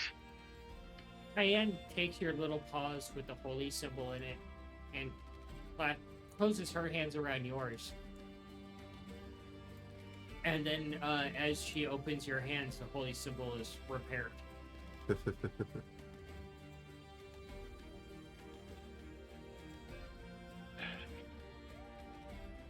Okay, see, that's what I tried to do, and it didn't work. It's because it's your holy symbol. Like, what the fuck are the rules here? Is there an actual book to read? A list somewhere? I swear to God, you're just making this shit up as you go. Is it different for everyone, or do you have one set, she's got another, Plume Tree's got a different one? Alice looks over. Do not use your tongue to drag me into this conversation. Apologies.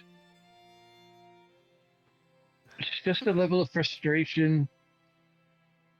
The magic I wield comes with very specific rules and guidelines. The magic based off of deities and the profane seems to work in an entirely different fucking manner that I have no idea how the fuck it works. Alice looks over, tilting her head a little bit. To be ill-mannered and to speak out of line, is it being frustrated a normal thing for a cat?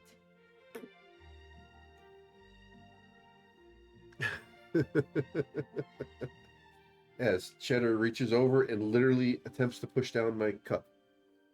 Really, dude? Like, literally, I literally just saw him. He literally just pushed my cup.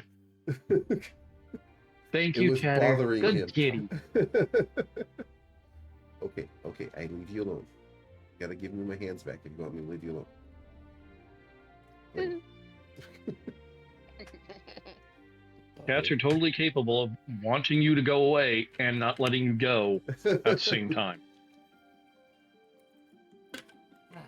So you guys are able to, Cayenne, you're the one that has to take the forefront of it of preparing fish because you find out Alice and her group have never had fish before.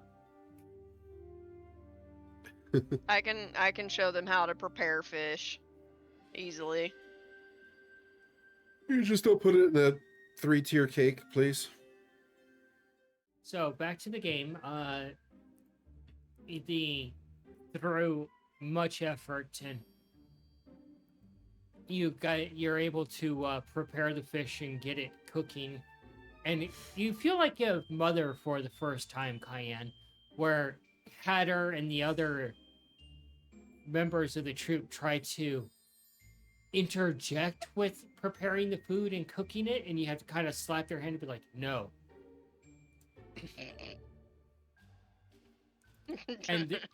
And the only ones not interfering with it is Alice and the Cheshire, which makes perfect sense. Absolutely. And I'm pretty sure that the fish also have useful parts as well that could be used either for weapons or some kind of useful material. Mongo, do an Yeah. alchemy for me, and Cayenne, do a nature for me. And Nikolai, do a tinkering for me. Okie dokie.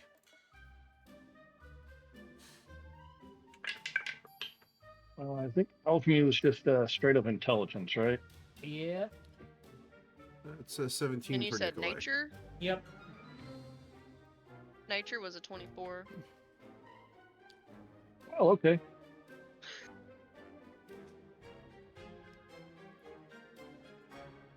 With Mongo's +7, that was a 27.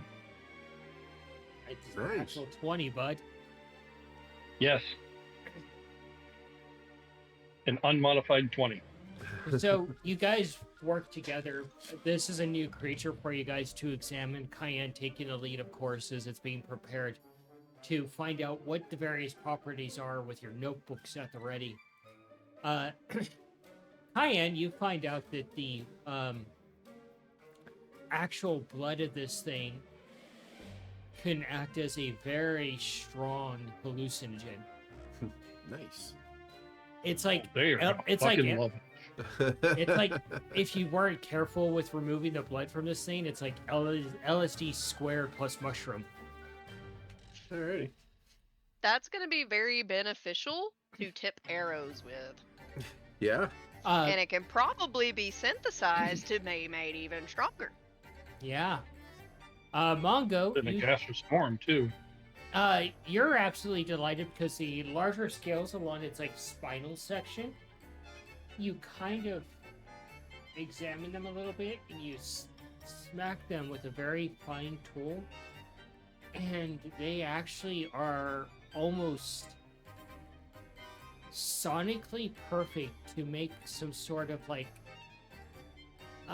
musical instrument out of it. If you make them like almost like a piano layout, which I can't think of the instrument off the top of my head. So like you have like a little Xylophone? yeah. Xylophone or marimba?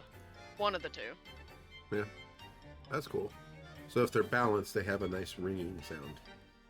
and the different size of the scales make different sounds. That's pretty cool.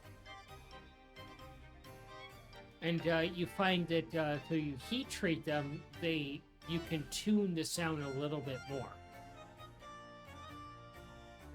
Huh. It's kind of cool.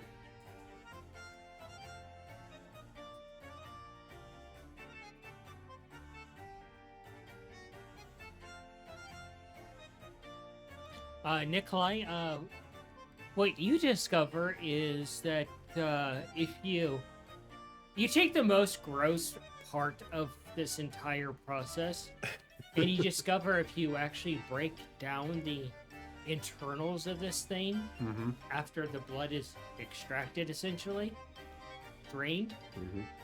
and you make it into a paste and you start to extract like the remaining oils and such, then it makes an excellent machine oil Nice.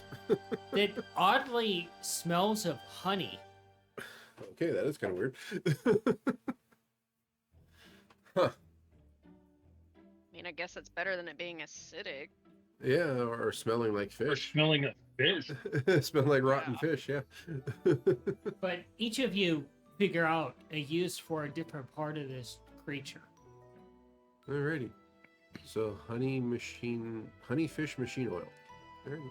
And you're able to harvest enough to start tinkering with that. It takes a bit of time, and every once in a while the white rabbit comes over with the stopwatch. It's like, time is ticking for dinner. You are running behind schedule. But how much of this honey fish machine oil does Nikolai have? You have a bucket of basically goop and the insides and stuff. Mm-hmm. You only tested a small amount, so it'll take a couple of days to fully refine. Okay.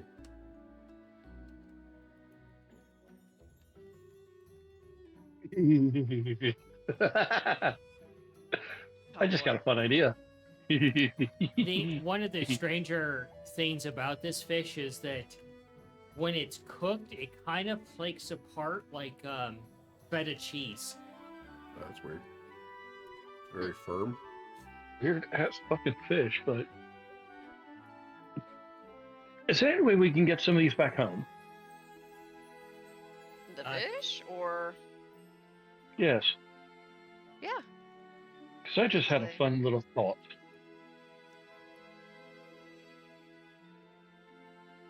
because I don't think I've prepared every single one of them yet. Well, no, I mean like, so that way we have like a few of them on hand for when we need.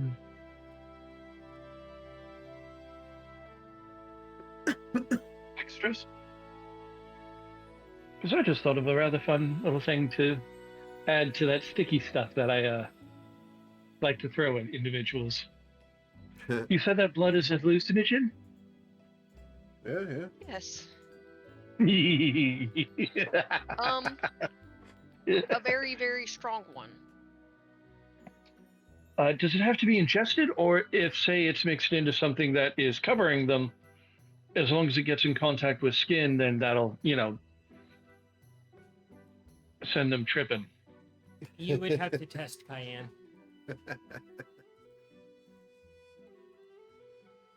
I dare you to test it, Mongo.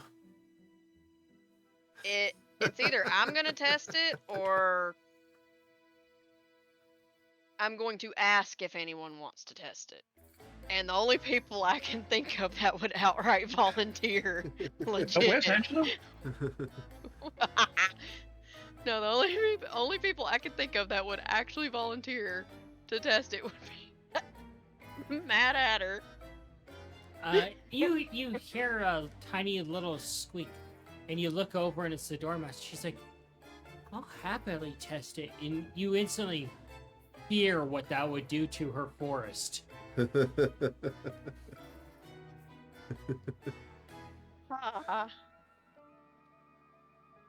Do I know if this would be a very terrible idea if she did? Oh, very much so. I appreciate your offer, but I am absolutely terrified of the effects this would have on your forest. Do a perception for me, Cayenne, now that you're back in camp. And you're looking at her forest. Oh boy. Oh yeah. It's a 13. As you say that, you look around a little bit past the lights, and you instantly go to your familiar what the fuck did the brothers do? Because you see the trees, and you can see that they're kind of like ridged, and you can see thorns sticking out of them that are like about 2 inches long, like cactus thorns.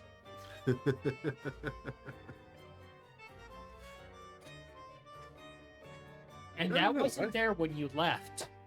I think she could have fun with enhanced imagination and the design of the forest. Considering the things I experienced while I was away, let's not. Not.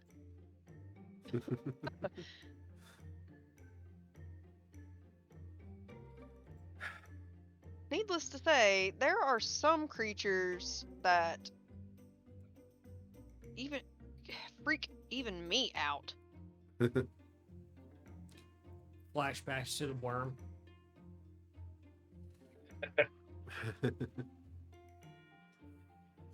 Like, I'm still trying to picture like exactly what that face would look like, because when you say like crown of eyes, all I'm thinking of is like that X pattern of the rings with eyes on it, It's kind of like or just like speckled like stars. so it kind of comes up and it's round, and you have like the mouth part of it that's horrifying in itself, and then right above that, where the round part of the bulb is, they're like a Friar Tuck type of haircut are the eyes. Okay, okay. That just makes it more That makes horrifying to sense. think about. A bowl cut of eyes. Alrighty. Don't forget all the baby hands. Yeah, there's that too.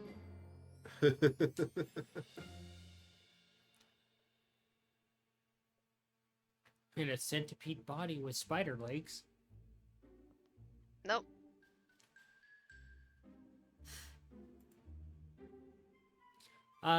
Oddly enough, the bones of this creature are basically more brittle than ill-prepared glass.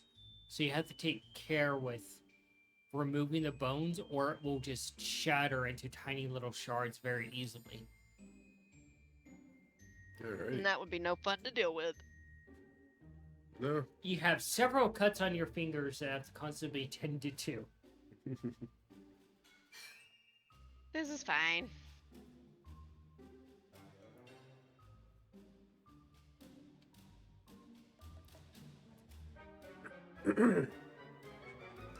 Hey sis, I need you to help me find something after dinner. If you can. Handing Okay. Cayenne a list of things describing what I need. You see metals and woods and fibers. Is there anything on there that I would not specifically be able to handle and or touch without safety in place? Surprisingly enough, your brother is actually very considerate, and everything is safe for you. Okay. I just wanted to be sure, just in case. I just wanted to be sure to let him know. So I'm making a mask for gold so that he can continue his life in dignity as the last victim of a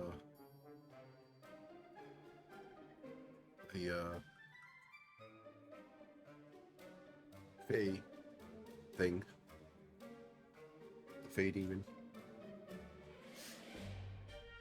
So, regarding the fish, as you guys sit down to eat it, and you finally get to eat it after a few hours of prepping all these fish, you bite into the meat, each of you, and it kind of like, despite how it breaks apart like feta, it kind of, when you bite into it, it has the texture of cooked watermelon.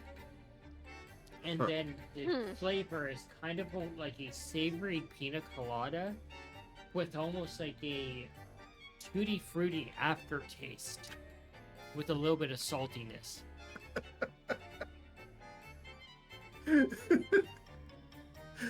So crazy descriptions there. A savory pina colada with a tutti frutti. Like what? I don't even know how to process this one. Okay.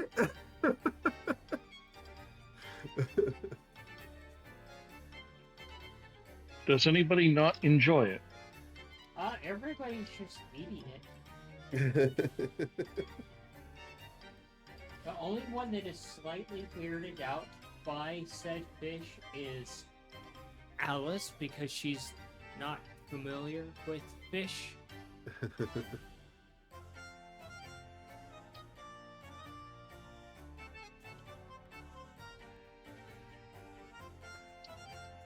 This is a weird fish you found there, sis.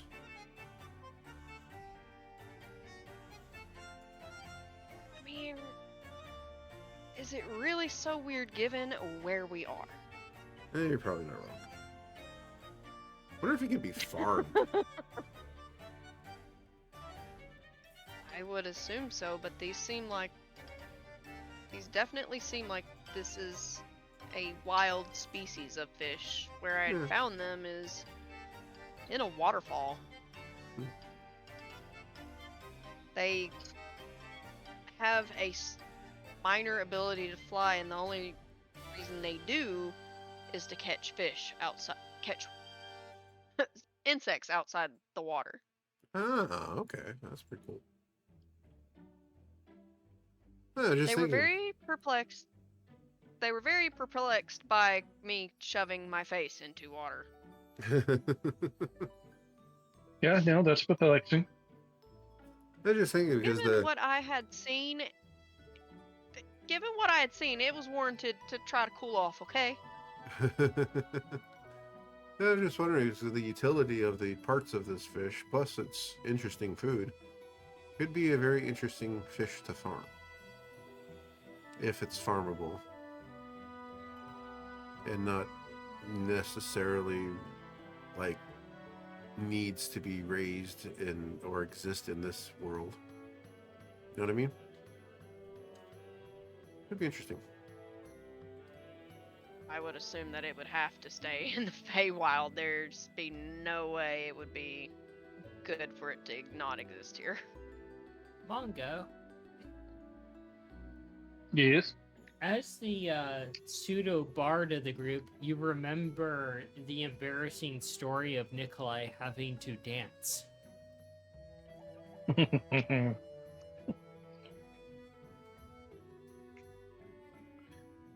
So,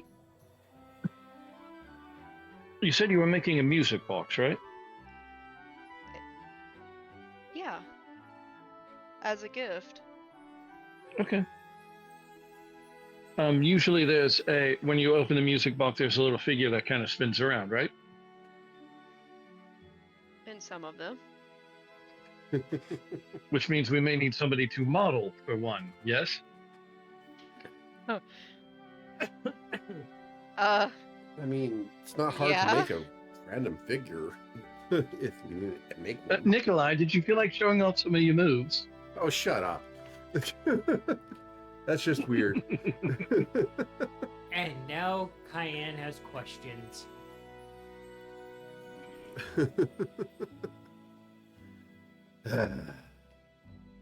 Did you lose a bet? No. Did not He lose was a bet. praying. Okay, so I figured out Was that. that praying or twerking? I Okay. don't remember. Which one was it? Bit of column A, bit of column B. Okay, so to okay, you know how like most of you gods have like this like symbol, like some type of amulet of some sort to like, represent you or represent the god. And A holy symbol. Yes. Yes. Well, I was trying to figure out what Kretavanya's holy symbol is. Apparently, she doesn't have a holy symbol. She only responds to prayers if you're dancing. Guy rating. Yes. Okay. Yes. Dance for us, mouse boy, perchat.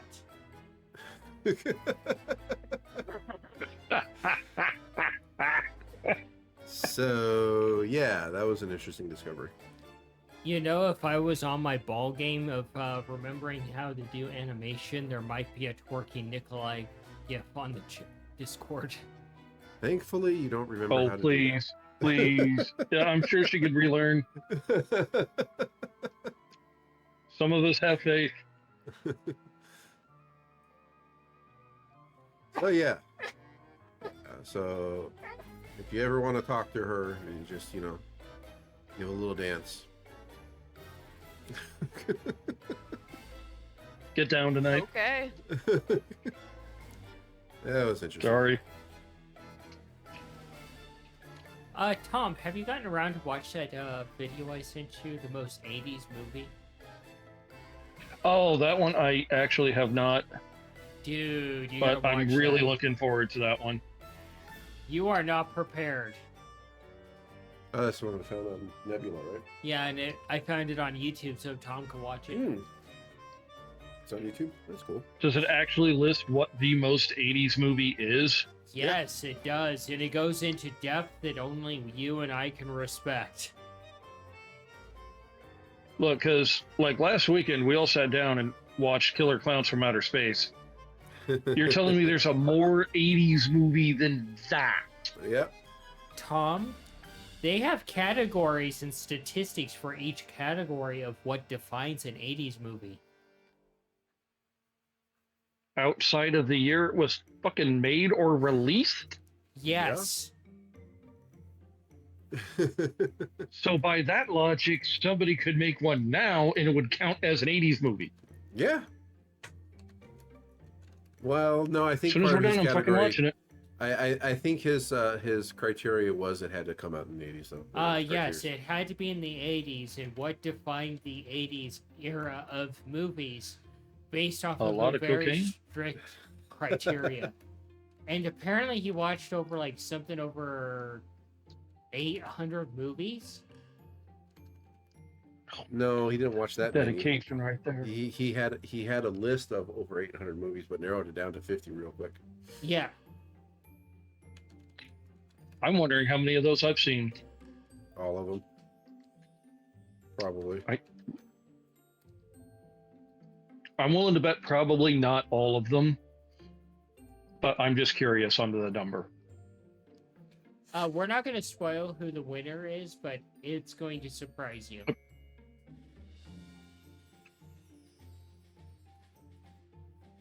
I remember what the runner-up was, but I forget who the winner was. All right, so since you guys each had a very eventful day, you guys can kind of like wind down after dinner and mingle with the crew a little bit to start to figure out what the next couple of days will entail. Probably gathering things, getting prepared. Alice brings up specifically with the group at the table. She looks over at each of you and she's like, I'll set up a meeting with the good captain so that we can start to plan travel to. You have another destination, correct? Yes.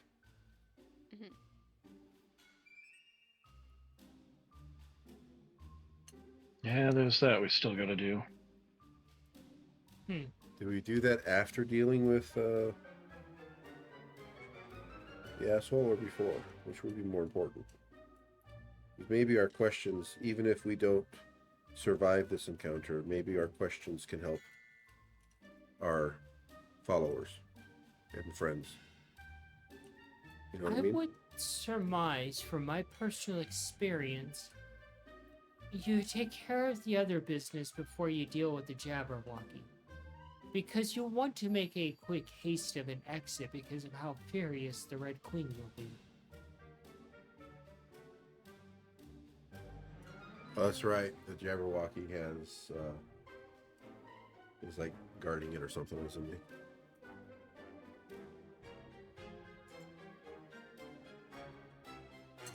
So it's a shared goal.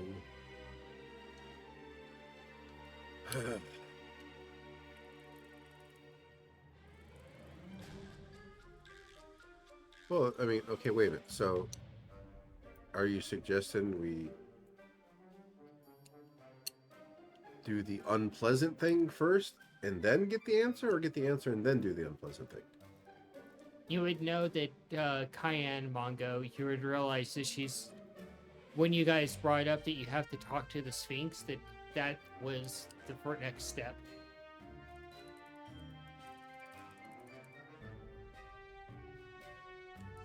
But Nikolai is being Nikolai. So, It'd be weird if it was being somebody else. so validating that we should get the answer to our questions because they could be useful to help our allies if we don't survive this. Okay.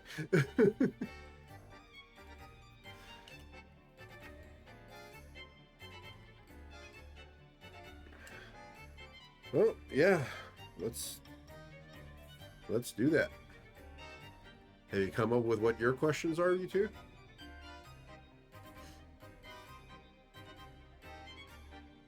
The only question left is, have I already made my decision on what question to ask, or have I not come to terms with the fact that, yeah, Okay, so you have two choices you haven't decided yet? have I already decided on what question to ask, or have I not come to terms with the fact that that's the question that needs to be asked? Sure. Translation: Mongo being Mongo. Yeah, Mongo being Mongo.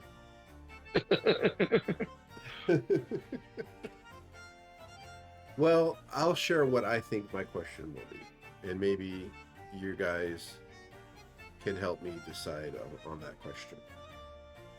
Because I can only think of one. And I don't know if it would be selfish or not. Yes, Nikolai, you do require sleep as much as you hate it. No. Not the question. Well, as far as I understand, this question is supposed to be a straightforward, direct answer. It's not supposed to be some type of cryptic bullshit that we often get from, those of higher power and, stuff like that. So, the only thing I can think of is what can I do, I guess, to vanquish this clone lich of my father, so that as much of my father's soul can be released and set free as possible. What tools or what method is necessary to do this, so as not to destroy all of my father's soul and this evil being as well at the same time. That's the only thing I can think of. And I don't know if that's selfish or not. If you do want to ask that question, I would reword it in more simple terms. You are overcomplicating that question. He's Nikolai. Well, how would you That's probably the most simple way to say. How can I save the entirety of my father's soul while destroying the entirety of the one who cursed him? Okay. Yeah. Because although your father created this clone, That clone is a curse. Yeah. No doubt about it. That clone is a curse to your father as a whole, whether physical or in the afterlife. That clone is an absolute curse. Yeah. How can I properly dispose of my father's curse While saving his soul. while saving his eternal soul? That's how I would word it. But that's my personal opinion. Well, I you're a don't find god. that- If you had the ability to grant someone's wish, would that make perfect sense to you? Would you know what I was getting at? I mean, I would understand what you were saying. yeah. Unfortunately, that's even for a god to do something of that nature, something has to be lost in the process. Yeah. There has to be an equivalent exchange. Yeah. The balance must be maintained. Yep.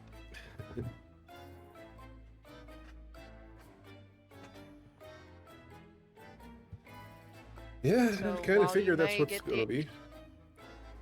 You may get the answer you're looking for, but the end result in that may not be what you had hoped for.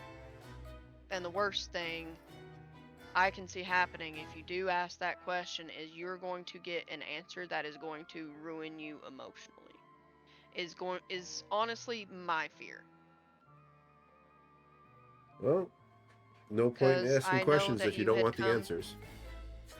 I know, but you had come to me before, and I did what I knew best to try to calm you and give you words of wisdom when you had asked me when you had vented your fears of becoming evil Mm-hmm. in the process of trying to save everyone. I just hope that if you ask this question and you are given an answer, that it won't break you. That's my fear. My fear is that it would break you. The answer was bad enough. I'm not saying you're unstable, I just don't like seeing when you're upset. No, seriously, that's not Cayenne calling you unstable at all and saying, oh, you're batshit crazy. I'm scared you're going to kill everyone that even breathes in your direction. No. Alice looks over at you guys from her comfy seat. She's like, no, no, dear, that's my job. Well, I've already anticipated possibilities that the answer is not possible. I asked a Or very the hard question answer- earlier. Or the answer is, as you mentioned, some type of equivalent exchange. And in that case, well, I just believe my soul will be equivalent. So if that has to be, that has to be. If you want, you can go ahead and share, Cayenne.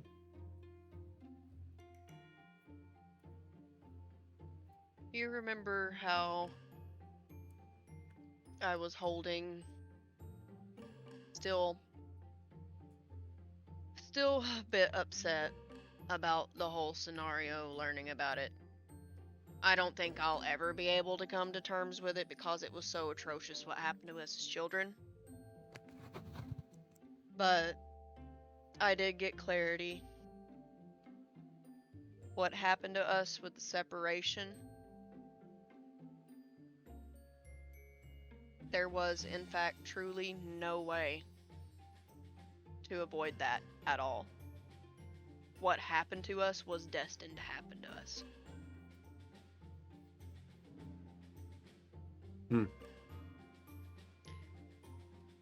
Ithos not being able to save everyone That was meant to happen. And there was no way to avoid it. And so either she made the right choice, or the other version of Mongo made the right choice.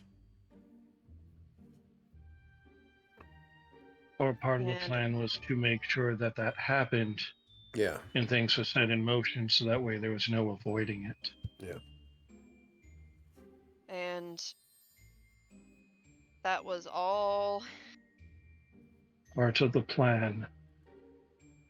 If learning this was all right before I got to learn what I thought was very pretty was polished with.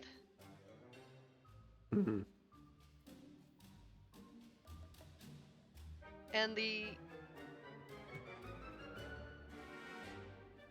being that I learned this information from is who the gift is going to. Ah.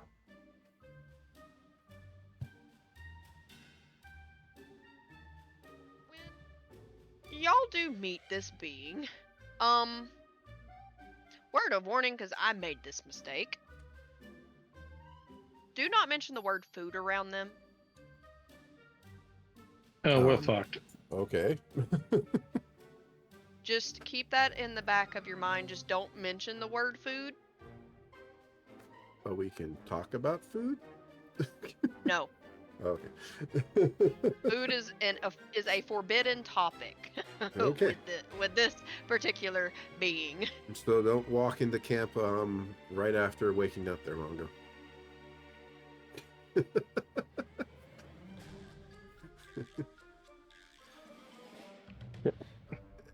No falling asleep in their presence and then waking up. Got it.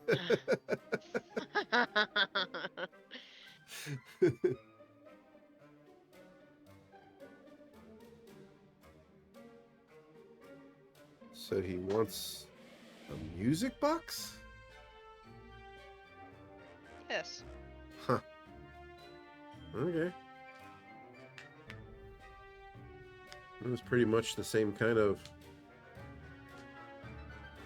right around the same kind of designs that I made for you and Lomian's clocks there. So, should be pretty easy to do. I wouldn't call myself musically inclined, so, but I'll do my best. That's why I thought that maybe we could all work on this together. I can find like any kind of wooden materials Mm-hmm. that I think would be strong enough and be appropriate enough.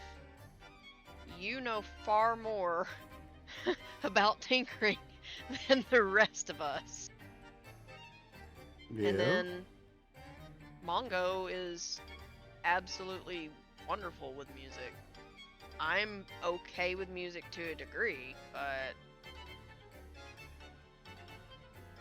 I'm no match when to Mongo or Coin. Yeah. It's too bad we couldn't get Coin's friends and Cuban Pete here. They'd Oh, be but- able to rock out something fierce. Well, we can come back here again at some point. Yeah. Well, I This is mean, we're gonna be probably like going to the- have to This come is back going to to be the give them last time we're going to be in the Feywild. that. Yeah, we're probably Oh, going to have fuck. to. We're probably going to have to come back after all this is said and done to provide that gift. And not only that, I mean, we're always welcome within Osling and Alupa's home here.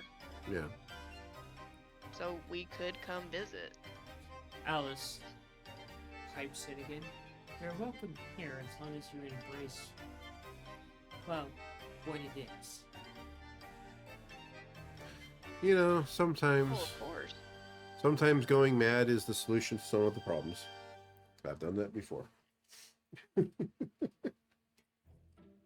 Oh, what's more terrifying than a mad druid? A mad scientist. Flashbacks to the terrifying forest for Cayenne. Fuck.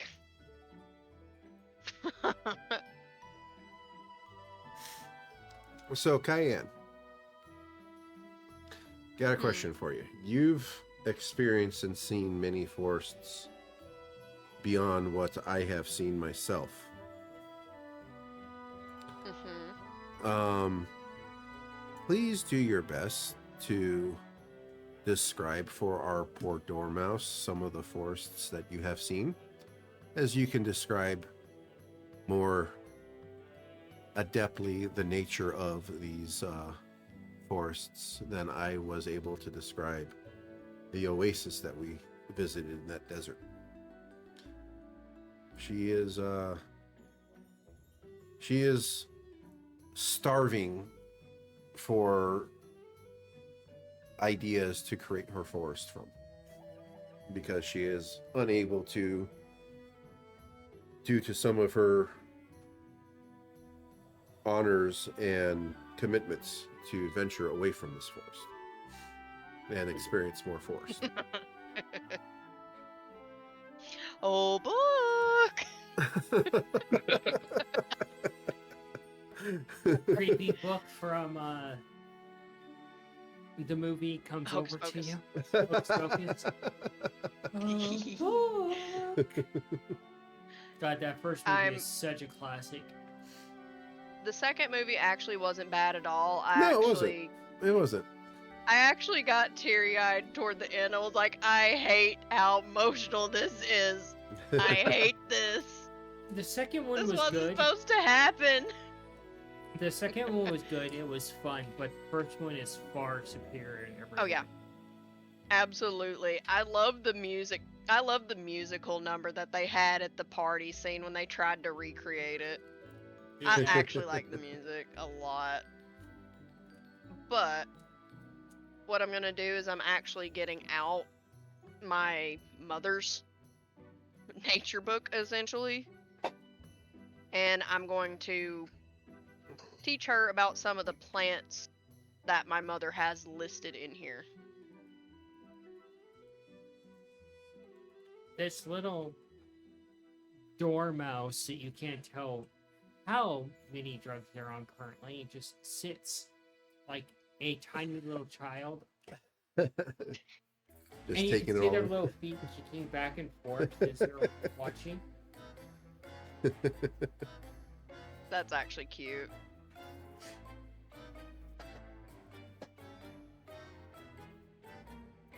Gonna make sure that the first tree that she learns about is weeping willows, though. Because those trees, not only are they actually my favorite, they are like the best trees for having a variety of wildlife in them. They just have a huge biodiversity in those trees. That's cool. Unfortunately, most of the biodiversity is usually what we consider pests. Yeah. Lots of wasps, lots of fleas, lots of ticks, mosquitoes. Yeah. They're great shade trees. Hurts when your horse runs underneath them, though. Yeah, you can imagine so, actually. Those branches whipping you. Wrapping around them legs. So, you get to spend a good amount of time with the dormouse to explain these beautiful forests, and she just takes it in like a sponge. I'll actually take a break, if I may, from the work with the mask, since I need specific parts, and some of the things that Cayenne is describing, I will illustrate for her. Illustrate for the dormouse. Mongo, if you want, you can join in and do a performance and use illusion along with Nikolai to really illustrate what Cayenne is explaining. As long as I don't have to make any critters of any form. No, this is pure. I'm purely focusing on just plants. I'm not focusing on any fauna, just flora.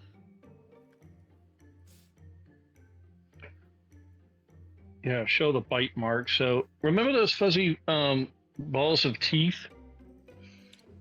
I was trying to Gobolds? demonstrate what those. Is that the Gobolds? No, those are the the clips. cobalt. Yeah, Lips. that's the name. Blech. Yes, I tried to make an illusion of one so that way Mad Hatter friend here could see what the hell one is, and the damn thing bit me. That's amusing. You need to learn how to do that on a regular, dude. That could be Made a useful. damage. What the fuck? That's could never be very happened useful. before. Yes, as long as it Wait. bites somebody else. Are the bells going? Is it going ding in Cayenne's head, given that she passed the wild magic test? Yes, and also the fact that you're in Alice's camp and madness runs rampant here. I think I might have an explanation, Mongo, and you are going to face palm a little hard. This You know place wild follows magic, the yeah. same rules as the deities. You know wild magic, yes? I know of it. Yes, I hate that stuff. It flows naturally in the Feywild. But you're also in Alice's camp, where madness is a very, very welcome friend here. So, I think that may be your answer. No, that just explains why I have a headache constantly. I think that you need to be... Drunk? No. I think you need to be a little... I guess a little more cautious with how you cast spells, or I guess be more careful when preparing to cast them to account for the wild magic and the madness.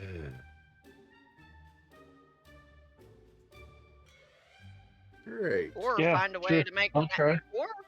or find a way to make all of that work together in perfect harmony. It sounds crazy, but it could work. It's not like Crazy we don't. seems to be what we do best. Yes, I was gonna say it's I not didn't like we I didn't always expect follow. to say that. Not like we always follow like a plan. We've had a plan precisely one fucking time. And Every other time, it's random bullshit go, in Scabbard's words.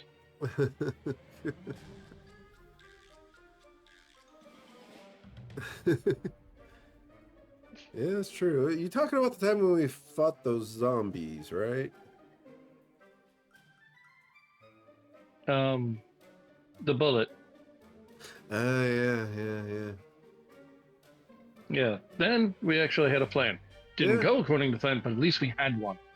I think All the that's- other times we were caught either unprepared or just we're just Ready. gonna go and Dude. blow shit up and probably leave a crater of some form or another.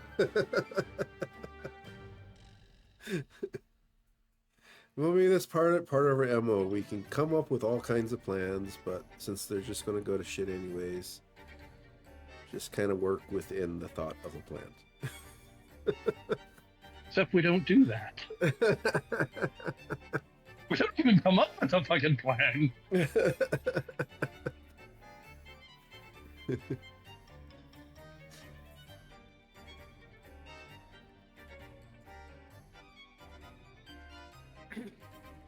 So, as you guys finish up the night and head off to your various rooms,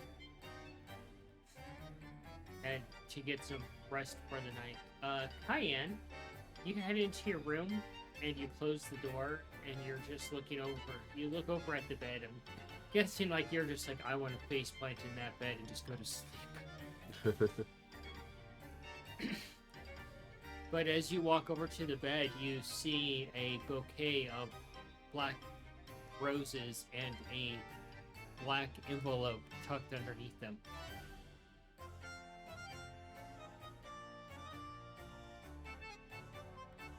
What fresh hell is this? Cayenne would have said that under her gritted teeth and breath. But she would have went over. She would have gotten the envelope carefully so she doesn't pull a scav. I was just gonna say, you want to be careful with that, right? Yeah. Cayenne's got a brain. You pick up the envelope, Cayenne, and you're dreading the worst, and you instantly recognize the envelope as it's one of Lumion's royal envelopes.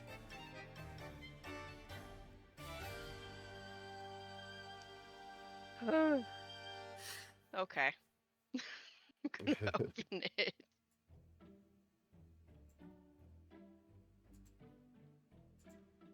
Please, no bad news. I swear, please, God, fuck, no bad news. Well, praying to that God is Angelo's job right now.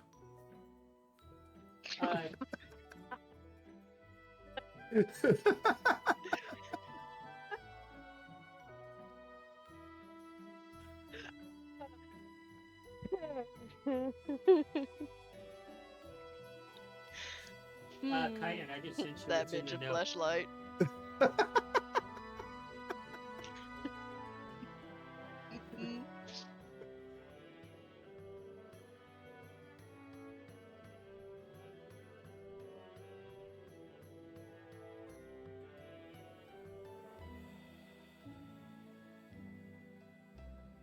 Aw.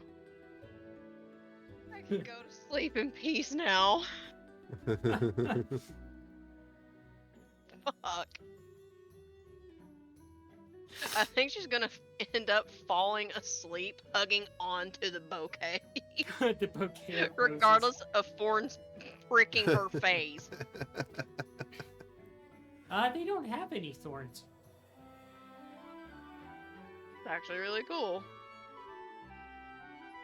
And as you lay down in the bed and the moonlight hits them, they give off a soft glow and just bloom a little bit more. Aw. I love that.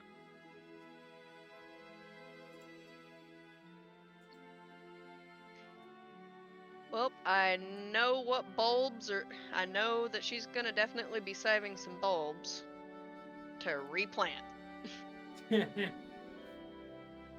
Cayenne's like, I had a terrible day. Aww.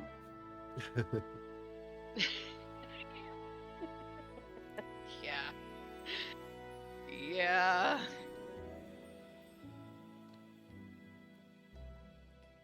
I get to own a bitch, though.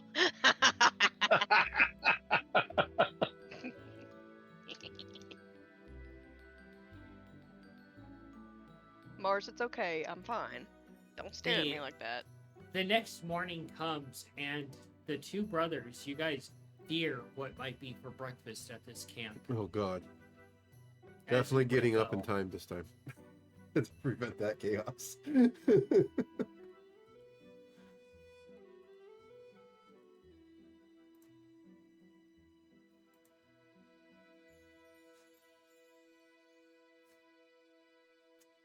Hey, Cayenne, you wake up with your flowers. A bit mangled because of sleeping, but Yeah. you're able to retrieve some of the bulbs so that you can replant them. Yeah, I definitely would love to be able to replant some of these, and at least one of them, I think she's going to try to do a cross species with one of the more sweeter smelling roses to kind of bring out a very sweet smell that can potentially happen when they bloom open and they glow.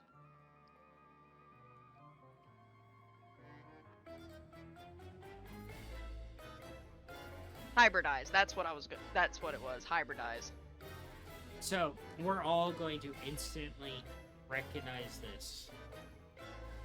Basically, while you were asleep and you had rolled around, you had crushed some of the flowers, and you finally pick up on that smell of the flowers, Cayenne.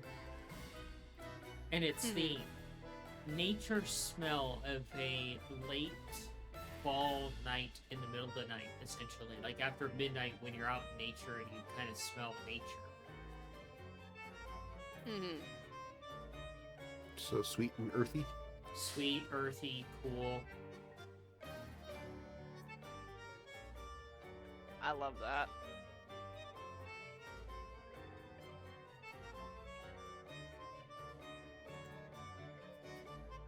Could you imagine that smell mixed with that of honeysuckle vines? That Yes. would be pretty amazing. It's one of my favorite flower And now smells. now Cayenne has an idea. There you go. So, breakfast, the boys are the first ones to the breakfast table, and you're looking at what's on your plate, Mongo. And you're unsure what you're looking at besides a melted mass of gray with chunks in it. Oh. Oh. Melted pile of gray. And you can see that there's eggs, but they almost like look like little pebbles. And you poke one, and it's like poking a bouncy ball. Oh, fully overcooked, Batman.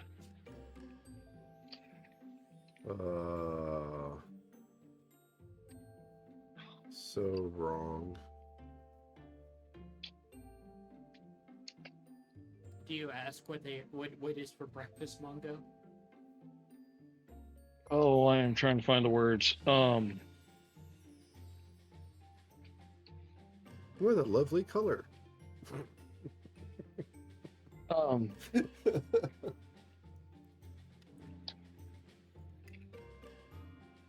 What do we owe the pleasure of this? Hatter looks over. Oh, I have prepared for your entertainment and delight of your taste buds. Pancakes and eggs. Unfortunately, no rashers.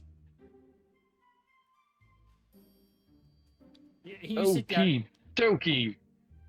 You sit down, Nikolai, and you look at it, and you kind of tilt the plate and coat the plate in what is supposed to be the pancake. Rashers, that's potatoes, isn't it? Or Bacon. Bacon. Oh, okay.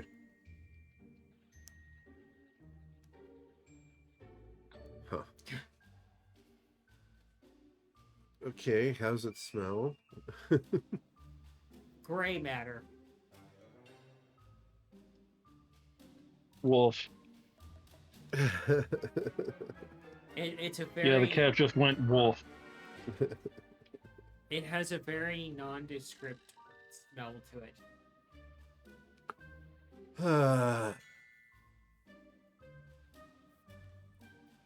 And as you walk out the door, Cayenne, Hatter hands you a plate, and you look on it, and you see the same thing. You're like, oh.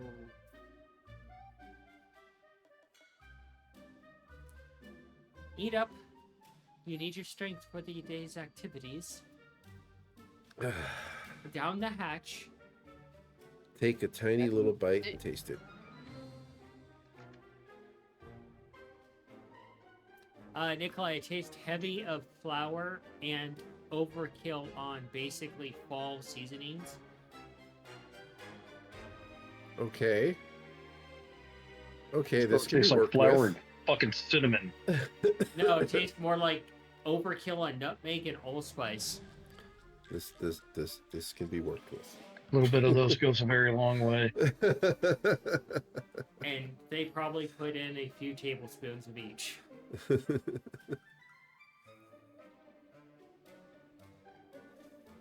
that Oh, lordy loo.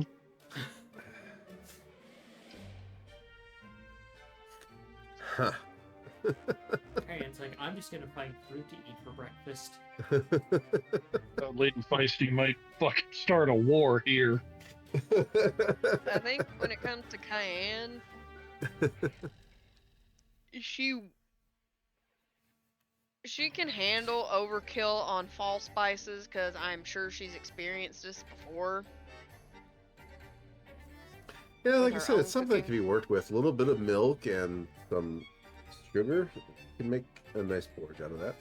This is like they didn't put enough milk or eggs in it. It's just like goopy, liquidy, slimy paste. Yeah.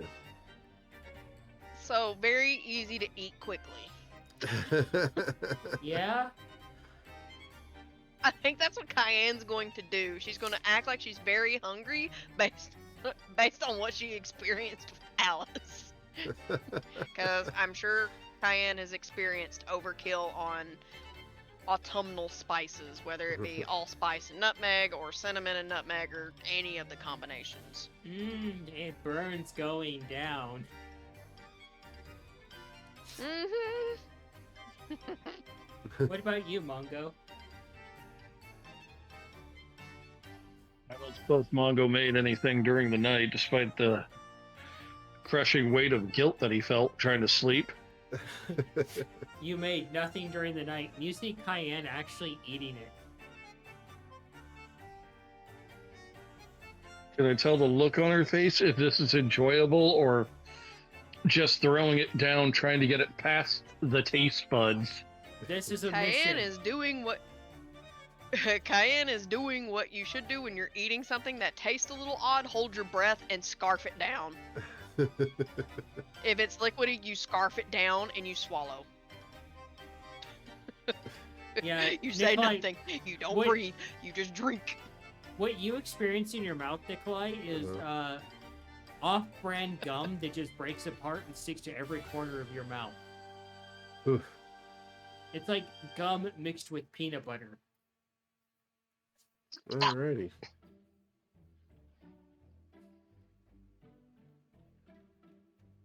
Alrighty. And the eggs, as you eat one of the eggs, it squeaks on your teeth from how rubbery they are. It's like chomping on one of those Super Bowls. It's like chomping on very squeaky cheese.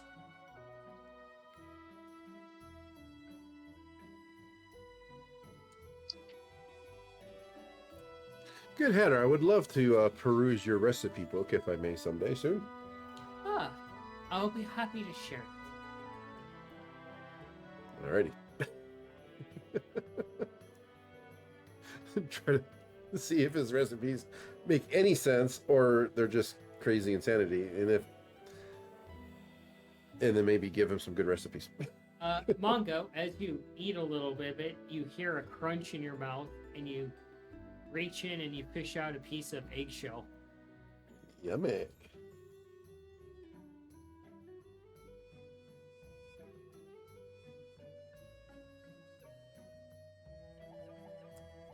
I'll try to keep powering on through, remembering what was brought up last night.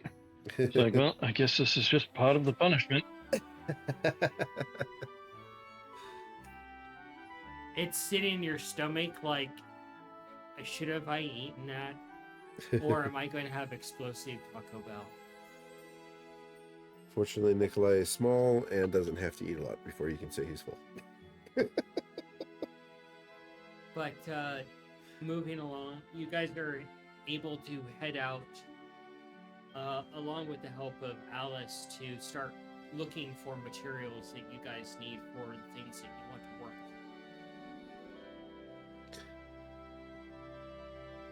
Did Alice tell us when we will be meeting with the captain to move on to the next leg? You would have a meeting with the captain to discuss that. Okay.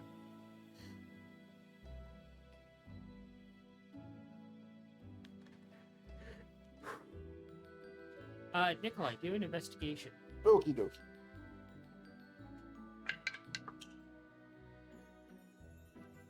All right, well, let's get lost in the forest.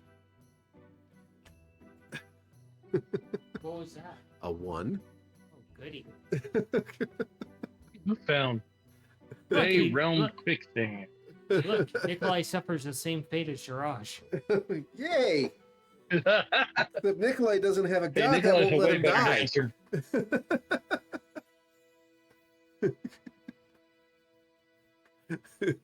Cayenne, as you head out into the wild, you lose track of Nikolai because he's, well, the size of a mouse.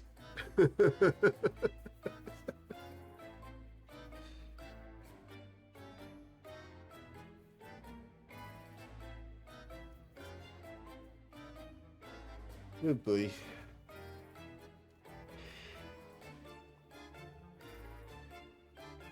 And I don't want to yell out his name just in case there's any other Fae in the area. God fucking forbid. Well, I mean, there is a.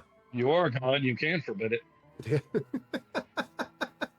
We do have shared like pseudonyms that we go under.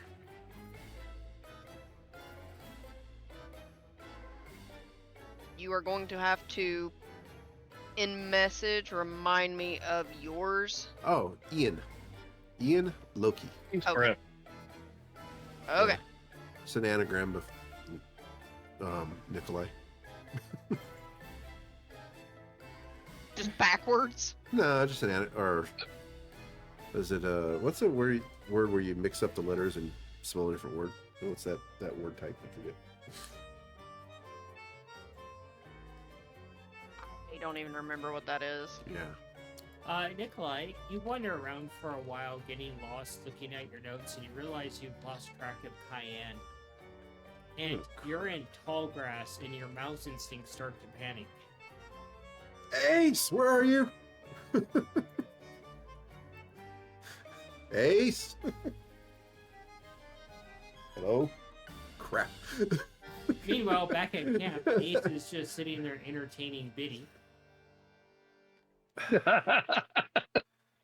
What a- Ace looks around and goes, "Oh shit! It's like, what a... It's Ace rolled a 1 too, huh? I was supposed to go with." Oh well, back to entertaining Biddy. He'll figure it out. He's with Cayenne. It's okay. What's the worst can happen? Well, how tall is the grass? As it comes up to Cayenne's waist. Okay, so in Nikolai's reach of Majika, he'll be able to see just over the top of the grass. Not really. It's pretty tall. Hmm. And I don't think he would have taken the reach of Majik because you're going with Cayenne. No, it's always on him. Remember, he can shrink it down to a tiny little pendant. That's true.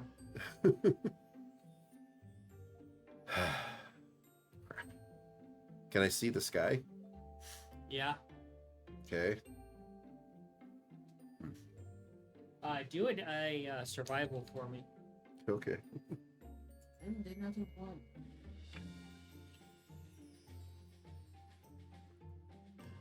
Yeah, I was right. It's called an anagram. Survival.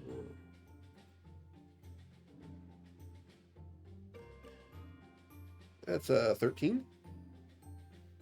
You start wandering around a little bit. Wait a minute. Track my steps because I remember where I went. You start to follow your steps, and as you get to a set of steps, you watch them fade away.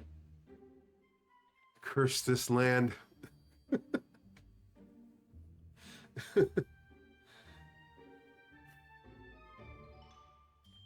But you do hear some sort of noise in the grass. Try to identify the noise. Nature.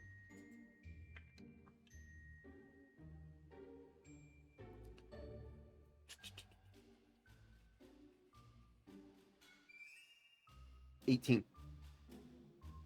It kind of sounds like they're kind of quiet footsteps.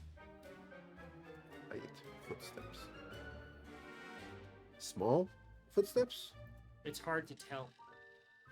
Coming towards me, going away from me, all around me. Seems to just be passing you by. Okay. Alrighty. Okay, cool. Alright, cool. I happen to have the jump spell ready, so I will attempt to jump high above the grass and get a look around. Oh, I love when people use spells and wild magic. Yeah, I remember the instructions. Higher level. Concentrate. I can concentrate, right? You can certainly try. All right, what am I rolling? Roll a concentration. Okay.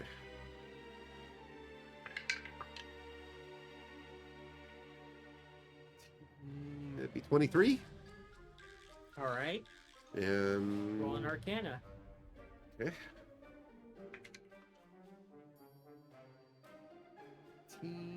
26. Okay, go ahead and cast a spell. I cast jump up 3 times my normal distance, and try to get a look around to see if I can figure out where those steps are coming from. So and as you cast see if jump, it's friendly. and you see 3 times your distance, Uh-huh.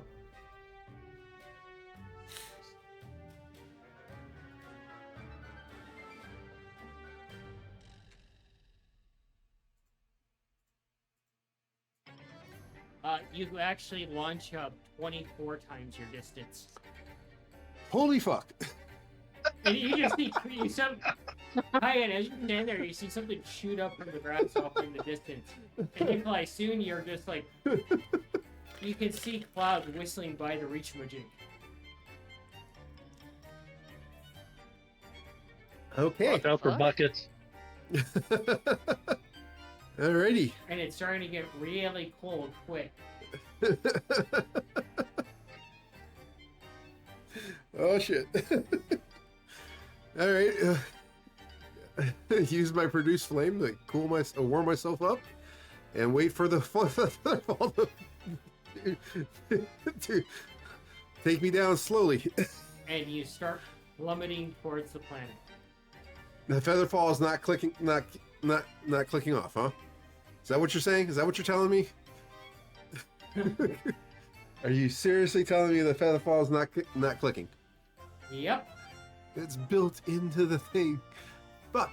You're in the wilds, man. It's a spell in a wild magic area. Fuck. Yeah, but it's It may have clicked on and made you heavier. That's bullshit. This is bullshit. Oh fuck. Okay. All right. Oh, I'm sorry.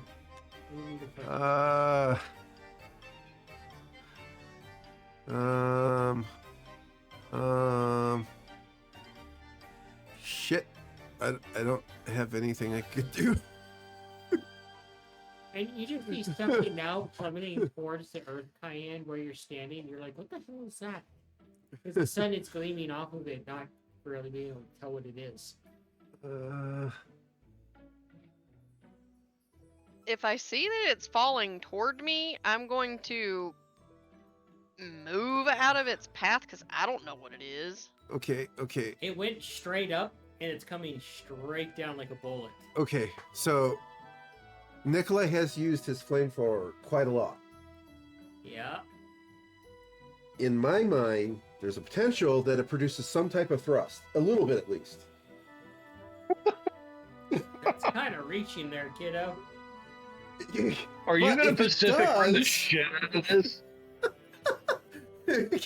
Can Nikolai and try to amp up his flamethrower to create a little bit of thrust to slow him down. That's all I got. That's all I got. All right, let's see. You're trying to turn on the flamethrower. Uh-huh. Amp it up. And just amp it up to produce some thrust to slow me down. Slow my fall down. High or low? Let's go with They're being high. cheeky. Let's go with high. The fuel lines are still warming back up or being frozen. Okay, warm them up with my produced flame. Very carefully warm them up with my produced flame. roll the concentration and the arcana. God. Concentration 17. Arcana 22. It fizzles a little bit, and then you start producing flame to warm up the fuel lines. Okay. Also, I feel like an evil, like, Bond villain. Yeah, you're trying to kill Nikolai. No, he's just sitting on my lap, just chilling out. while you're coming up with ways to make Nikolai go flat, goes flat, or blow up. And Cayenne, you suddenly see this thing just like have thrust to it, trying to shoot fire out. And then you just see it hit the ground, and just this big, you hear the boom from it, as you see a cloud of dust and smoke coming from that area. Did it work?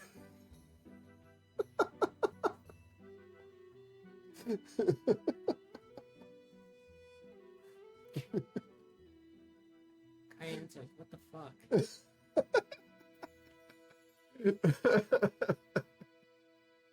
Is Nikolai still alive? I haven't heard a roll death save, so either he's dead or not.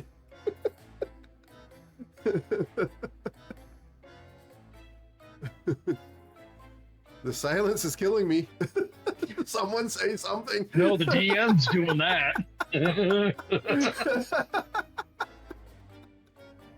Nikolai, Yes. you open the hatch to your reach-a-majig and kind of fall out of it as it falls to many pieces. And you lay on your back, and you blink a little bit, your vision is blurry. And someone is looking down at you going, you know, terminal velocity killed. So I guess it worked. Who are you? And as you blink a little bit more, you see a moon mouse looking down at you, and they raise up some strange-looking goggles, and they kind of look at you, and they're like, I was wondering when you were going to run into me. Who is you? They offer a hand to you. I accept the offer. They pull you up, and you get a look at this strange moon mouse. They're like lad mouse white. And they got like a notch in their ear, and their other ear they see a tag on it with a number on it. They're wearing a what could be surmised as like a leather vest with a bunch of patches on it. Okay. And their glasses are kind of like almost like they took a bunch of like pieces of metal and lined them up, and that's what they're using as glasses. Okay. And you look over and you see this big giant forest cat sitting there just looking at you curiously. With a saddle on it. Wow. That's pretty cool. And they just kind of look at you, and they're like, oh, and the most interesting thing is all their fur on their head is pushed up into a multicolored mohawk. Yes. And he's like, my good friend, I'm Atex. Atex. And this lifelong companion over here is Betamax. Betamax. All right. And they're protected. Pleasure to meet you. Oh, it's good to meet you too. Well, I mean, I've been waiting for you to like bumble into me. Bumble it. Okay, so what's going on? You've been watching me or something? Look, hey, I'll put it this way. Among certain people, I'm just another bro. But among other people, I'm a god. Huh. You're a god. Well, I guess. I don't know. Well, Okay, so you've been waiting. Okay, so you've been waiting for me to bumble into you, and you just appeared here. No, So I I think walked from over there. Well, actually, technically, Betamax walked from over there. And I was on Betamax, and, well, you just went up in the air. And I was like, oh, that has to be the sign. all right. So why have you been waiting for me? I don't know. Maybe I'm supposed to give you some sort of, like, life lesson that you take on to the very end and realize what it truly means? So I'm dead. Nah, Oh, okay. that ain't my job. I'm inspirational. Inspirational. Cool. I like How that. much are you loving this character? Love them. Sometimes. Wondering if they're drinking a White Russian. There seems to be a reference that I'm not getting there. Sometimes, like, you gotta do a menial task, like wax on and wax off, and then discover what the progress actually means. Okay. Cayenne is just over there, ear to ear grinning. So it seems like something along the lines of the lesson my mother's been trying to teach me with this godforsaken puzzle box she made. You know, life is just one puzzle box. You just kind of hope you don't put in the wrong combination. End up in a realm of, like, forever pain pleasure. Yeah, that does sound not appealing. So, you know where I'm at? Well, based off my observations of where we're currently standing, you are currently standing right here in this field with me. Yeah, like One could say it's a field of dreams. okay. Alrighty then. Did you happen This to guy. see my sister around? Got lost. Hey, Betamax, go find the other moon mouse. No. What? Sorry. Not my biological sister. My sister, she's one of your kind there, Atrax.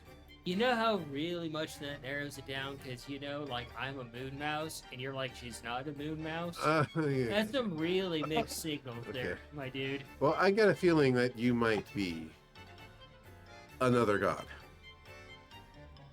You know, that would be righteously groovy. Fucking did state that. So, my sister I'm referring to, her name is Cayenne. Oh, like the pepper. Yeah, probably. You know, when you eat, you gotta put a little bit of rizzle on the dizzle and enjoy it. Yeah.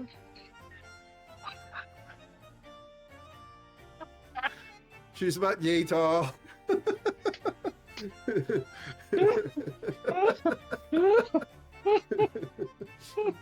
Fuck, I'm lightheaded. Hey, you guys gotta tell me what the hell this references to.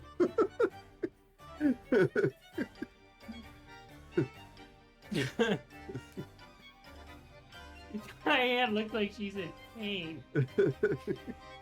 I caused myself pain just then. My nails were like pressing the undersides of my eyes through my eyelid. Are you okay there, Tom? That was not intentional. Got a little lightheaded soul. And they send off Beta and Betamax. And Cayenne, as you're wandering around looking for Nikolai, are you gonna wander towards that explosion? Yeah.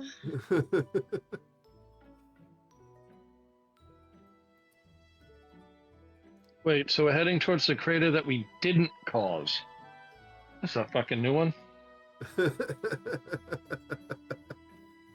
The one crater Nikolai caused.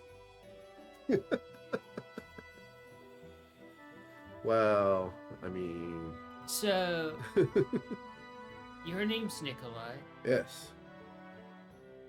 And your Atrax. I am. Mind helping me gather my pieces of my machine before they get lost entirely? I mean, I would like to put it back together. look, I ain't really a mechanic. I'm more of a wordsmith. Gotcha. Well,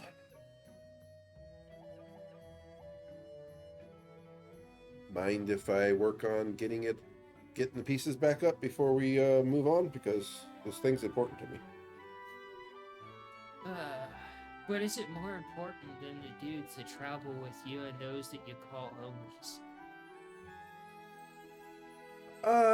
I don't think anybody's in danger except for me at this moment. And this machine is important, keeping me not in danger. So without it, I have to rebuild it entirely. Like, how many pieces is this in? Quite a few.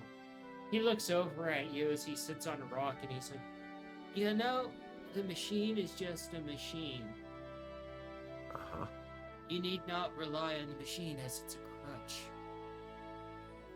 Well, yes, I agree. That's why I haven't used it often.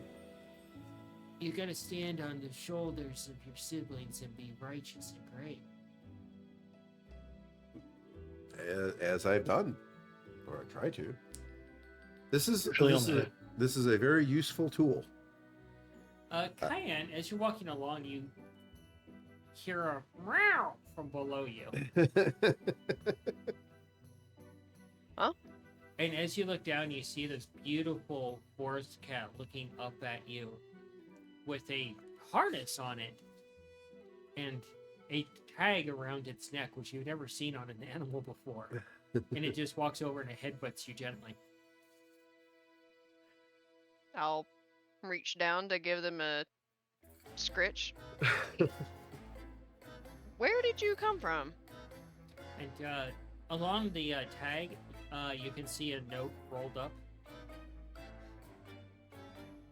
I will check the note.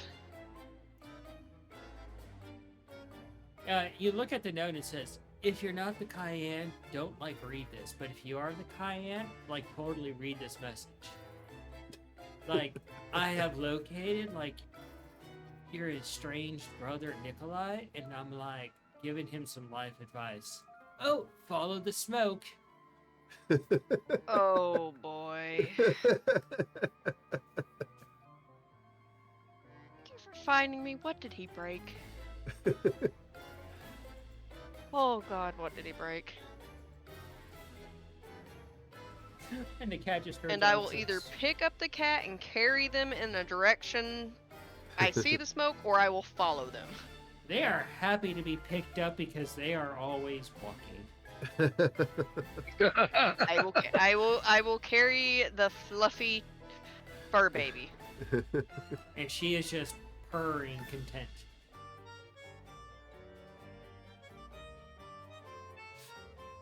All little scritches. Yeah, I'm not trying to disregard your advice there, Atrax, but one cannot just leave his tools lying around. Oh no, pick up your tools, but just don't use it as a crutch. Exactly.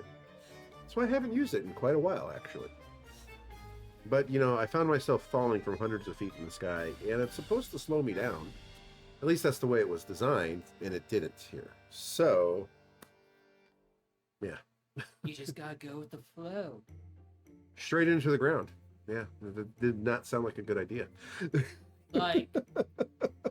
I remember this one time I was riding those weird magic waves, and it was the most gnarly ride that I've ever had. So There I was, the board, as long as Betamax, her little paws doing little dances. I'm on her back. arms out, riding the wave. That sounds interesting.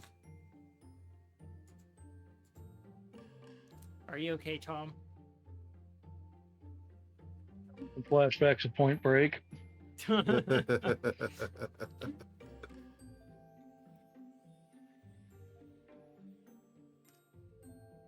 So I bring out the mantis tool to help me collect all the pieces. Since it's not that big, it's spraying over like nuts. And Oh yeah, bolts. that's perfectly fine. Yeah. Pile it all up. Make an account of it to see if it's all there. And at least put it in a bag. You are able to put it in the bag, and all the parts are there. Alrighty. So, what have you been dying to show me? Well, just like some old programs, I occasionally have to like step in and be like, listen here, youngster, here's some life advice, and say something wise that inspires you. Okay. But here's my deal. I'm not one for all the tinkering stuff that you tinkers do. I mean, it's cool and all. It's like your jam. But I kind of believe that, the bits that make up your, like, internal engine, like your soul, are the most important things. Okay. And, like, the biggest and best creation that you can make is not, whatever that thing was. It'll get put back together. It was. It has not been put back together, so it is still was. The sequel has yet to be done for that. So, like, you start walking up and you hear the talking and you kind of pause a moment to listen to what's being said. The biggest and like strongest creation you can have is like family and experiences with life and such, my dude. And like each of you is a cog that moves, and those experiences like lubricate the machine of life. You get what I'm putting down? I mean, yeah. Yeah, you have to like put aside the beep boops and just kind of embrace like your family. Well, I mean, yeah. And you can join the conversation, Cayenne, as you hear that. You're like, But the tools and the machines and the contraptions that I make is my contribution to the family. nah, my dude, your soul is. Trust me, I've seen plenty of tinkers that like make shit and then they die. Well, yeah, that's generally part of life. I understand that. You can do an insight, Cayenne. But it is my thing. It's like others who create music or write poetry or cook food, that's their thing. That's their contribution to their families and friends and societies. And mine is to make machines to help 10. people. It's not a very high bar for you to clear, Cayenne, as you come into the opening. And you look over at this very strange moon mouse talking to Nikolai.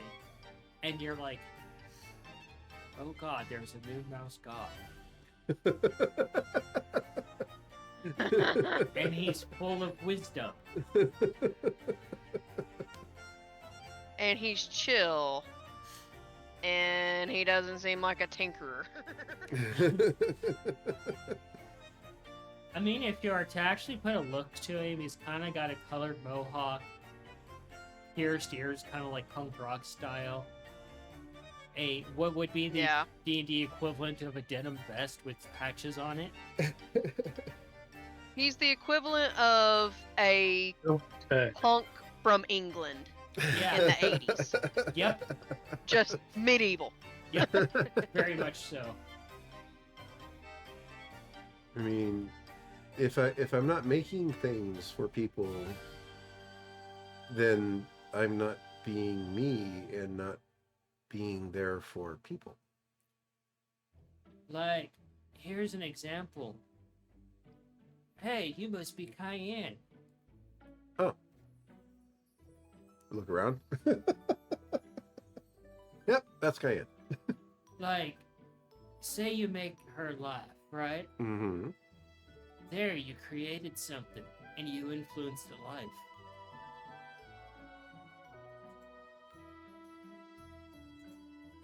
Yeah.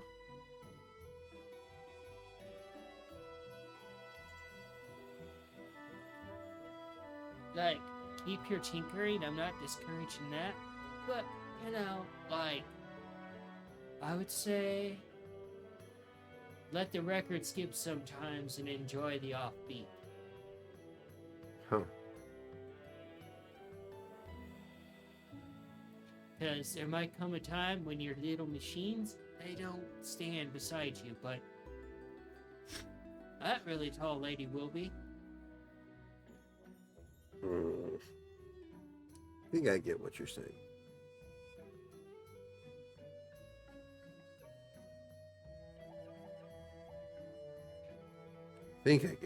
But I don't know how to implement it. You know, it's sage advice, so like sometimes you have to wait for the right moment for it to actually make sense.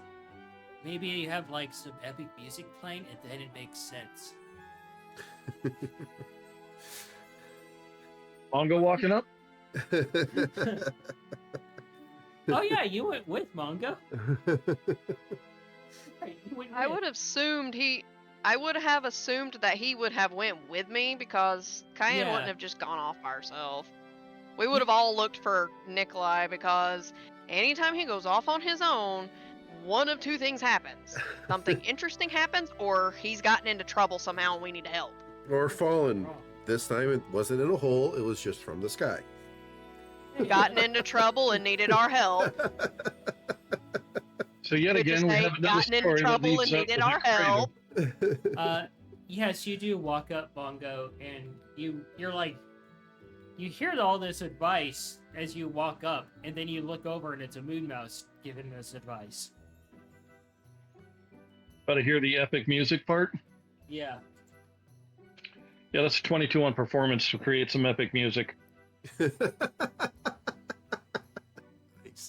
As you walk in, Mongo, you see this little mouse put up his hand and like double horns and rock out a little bit, headbang a little bit to the music. And you've never seen this before, Cayenne. You're like, the fuck?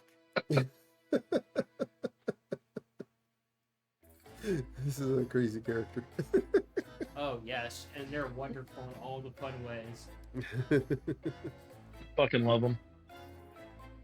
Like that kind of music, but you'll hear it, and you'll know the moment when the advice is true. Huh. So are you being literal or figurative? I don't know. That's the thing about sage advice. It could be literal, or it could just be like, whoa, that's cosmic. Only the moment will tell which one it is. Okay. So, what you're saying is to take a break every once in a while? Mongo, Atex walks up to you and holds up his hand. Hey, give me 5 up top. And he holds his hand up for a high 5, and you're like, the fuck does that mean?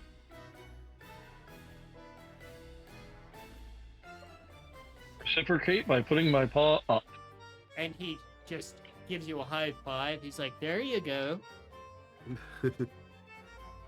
But I do things for people that aren't just me building machines and contraptions. Good, good. Do more of that. Balance, man. Balance. Okay. Remember, Always the comes wax back to on and balance, wax doesn't off. it? Huh. Oh, he's got a couple of girlfriends to help him with that second thought. Oh, Really?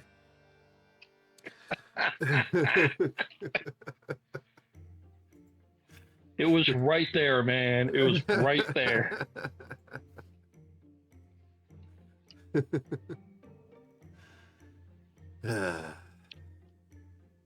he pats you on the shoulder. He's like, and reaches into his vest and pulls out a item and hands it to you.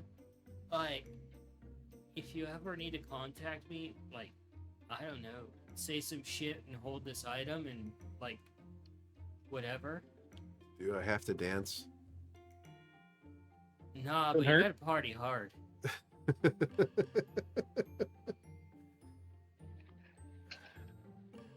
Do you know? She seems to be from these parts. A Kretovania or Kretovania. Yeah, man, she can throw back a cake like nobody's other. Alrighty. Like, I don't mean to spill details on her, but she was on a table and she like took an entire cake to her mouth, laying on her back, and got up and just immediately started going back to party. Alrighty. No, I was just trying to understand how to talk to her. You like say words. Yeah, I know, but like apparently she wants those who wish to talk to her to kind of dance. Well, is then I'm just wondering if I can adopt my own way of doing that. then I recommend that you get that little mouse booty of yours and you start shaking to appease her to talk to her.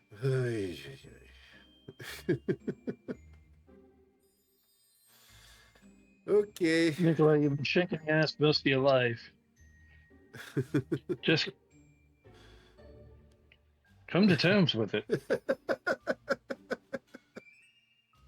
Come to terms with it, huh? Kyan, Betamax hops out of your arms and just kind of walks over to Adex. And Adex is like, look, I have a simple life motto. Okay. Be good. Be great. Be groovy to those you meet. And lay righteous runes to those that want to ruin the groove. Alrighty. I'll see you all around. And he hops on the cat and wanders off into the brush. I was Alrighty. expecting a phone booth.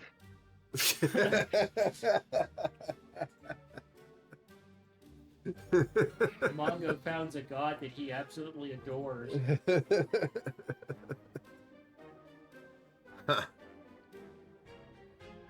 I think even Cayenne likes that god.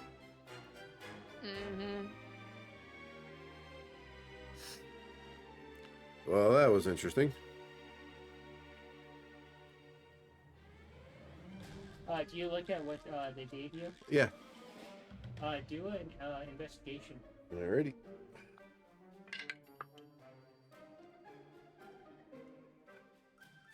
Mm, 23. You look at what they gave you and it sits in your hand. You do realize it's their holy symbol. It's a black square with a silver ring in the middle and kind of a silver block in the upper part with a black line on it. And you look at it a little bit and you're like, huh. I'm wondering if anybody's going to get what that looks like. Yeah, I'm not catching it. Is that a record? Nope. Can you duplicate what you said or repeat what you said? It's a black square. Uh-huh. It's got a silver circle in the middle of it.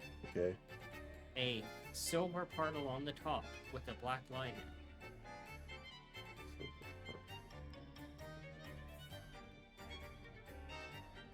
About once they figure out they're going to post pops. Are you referencing I feel like like I a should. floppy disk? Yep. Oh God.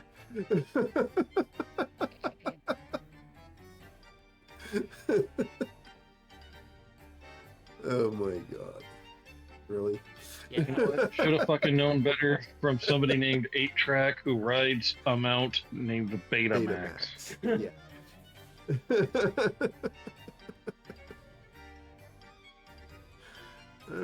Okay. Table is yours to discuss these.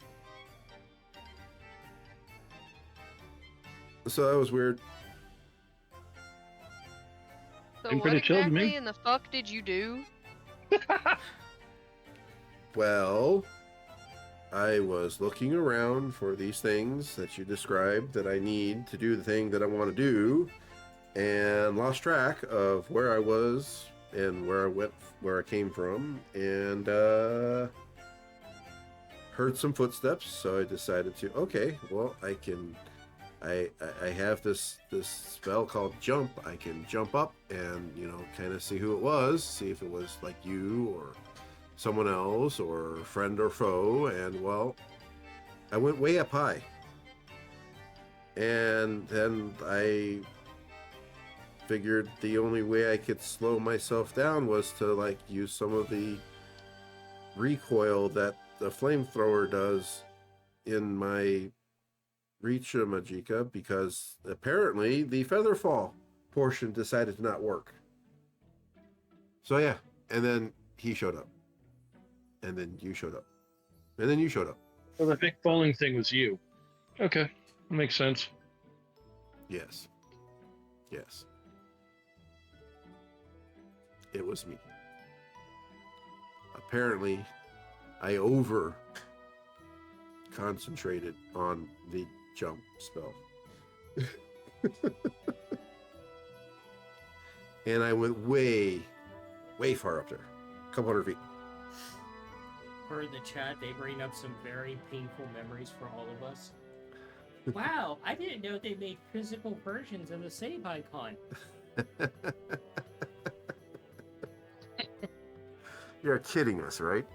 No, that's actually a real quote.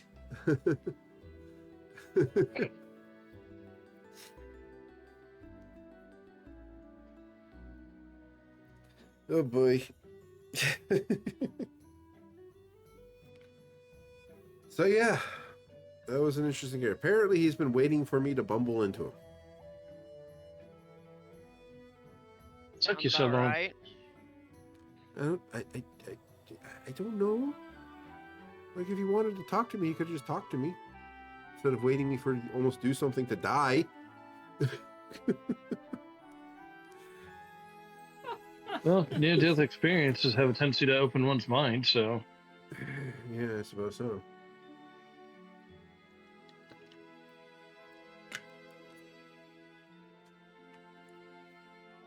So, yeah, whatever we have to deal with, I won't have my Reach Magicka for a while because I won't be able to probably won't be able to fix it until I'm in a space that isn't so plagued by this wild magic crap. The mantis tool holds up another bolt. Oh, thank you, buddy. Put it in the bag. Take a step back from the mantis. So Nikolai got really high and had a bad crash. Cayenne, you notice Mongo step away from the mantis. Yeah, why So is something obviously happened in the time that I was gone. Who the fuck fucked up what? What do you mean? What? Points to Mongo stepping away from the mantis tool. What? I didn't notice that. Why'd you? Okay, what's going on, Mongo? Just, look. I feel like Mongo would remember the Mantis tool's actual name. This is just the Mantis tool. It just reconfigures itself to do not sway. Sway's the homunculus. Oh, okay. I thought that was Sway. No. Yeah. Mantis is literally just a tool that reconfigures itself to do a simple task. Hand me pieces of my Okay, machine. Mongo was stepping. I thought Mongo was stepping away from Sway, not from Mantis tool. So, Cayenne, do a nature for me.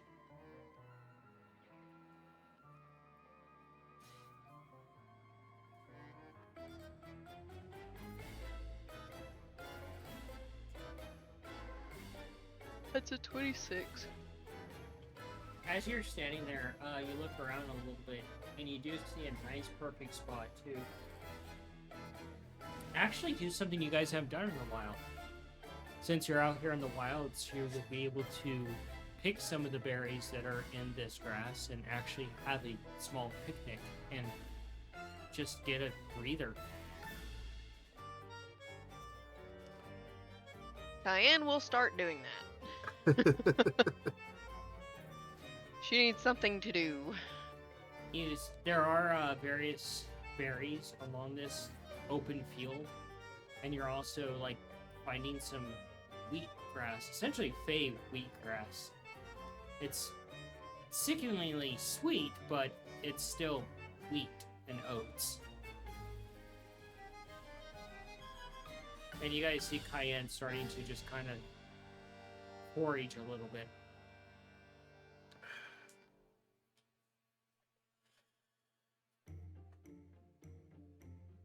Gathering seeds for your collection there, sister?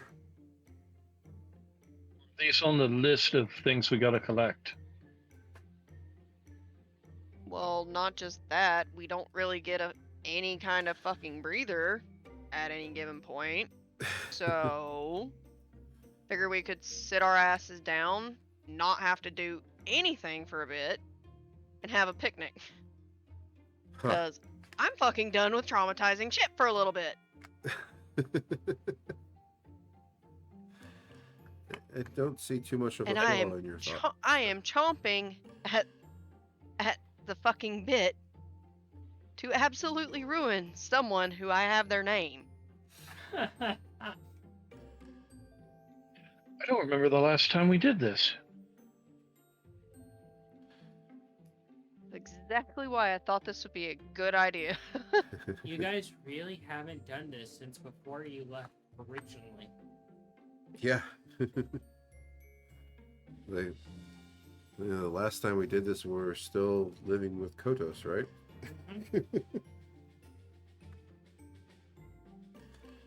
Wonder what she would Yeah. think of us now.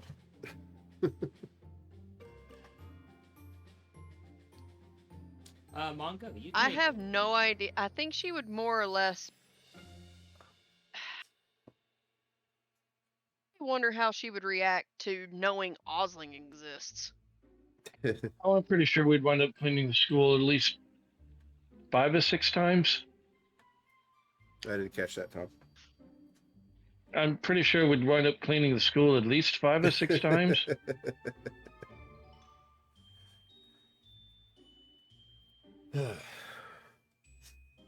But you're all able to take this opportunity, chill out for a little Well, bit. Mongo, you can I'll- make drinks for the group. Well, I was just going to pour us some wine, you know. You could do that too. Something we've never done before as a family. Just because I could just make wine. Yay me.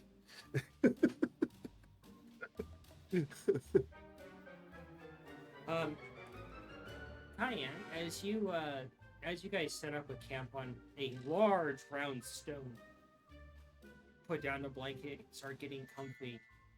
You look over as you turn your back for a moment, and you see a tiny little bay-sized basket with berries in it. Realizing the words of Alice that be kind to fairies.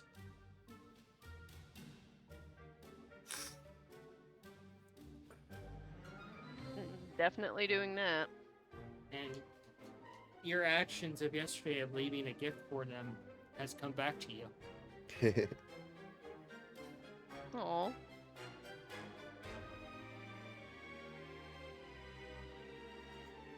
I am going to look to see if I see any signs of fairy nearby, so I can leave a gift of thank you.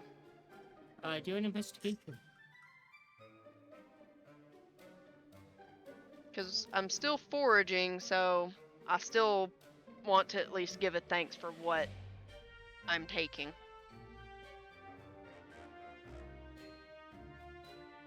Where to go? There. Investigation is a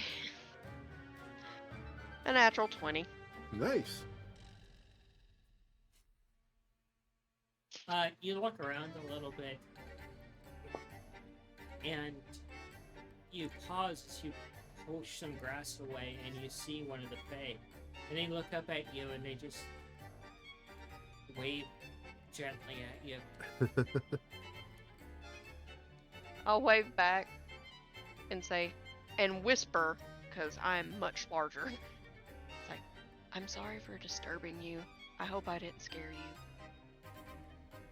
They come closer to you, and they look up at you, almost like face to face with you. Well, your face to their body height, essentially. Yeah. Because so small, they're Fae.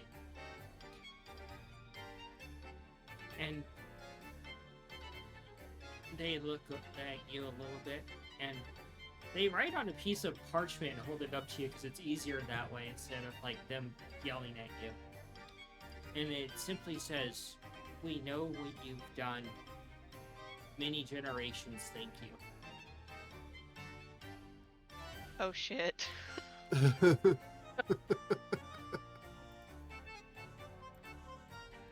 I think Guyan got teary-eyed reading that.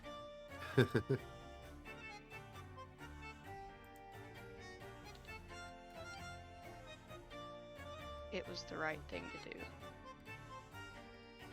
Seeing what was done it weighs heavily on me. It shouldn't have happened. I had to make it right. And they use some of their magic and erase the parchment and write something else down. And it simply says, "It is your place to decide that, being what you are. You have our thanks and our blades when the time is needed." If you ever need of me, just speak my name. Regardless of my status, me as a person, I want to make sure that everyone who lives here, anyone, is safe.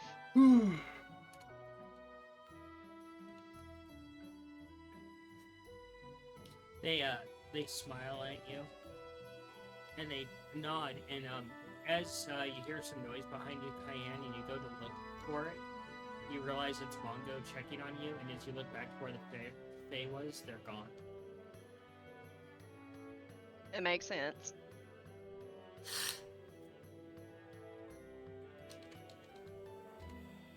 That was a happy, bit emotional reaction. Interaction. Mongo, you walk up on Cayenne because you heard her talking a little bit, but you couldn't make out what it was. You okay? I would safe to assume you see a few tears in Cayenne's eyes. Dang it. Oh, yeah, I'm okay. Just, it feels good knowing that the rage I felt when contacting Bosling for help was very much appreciated.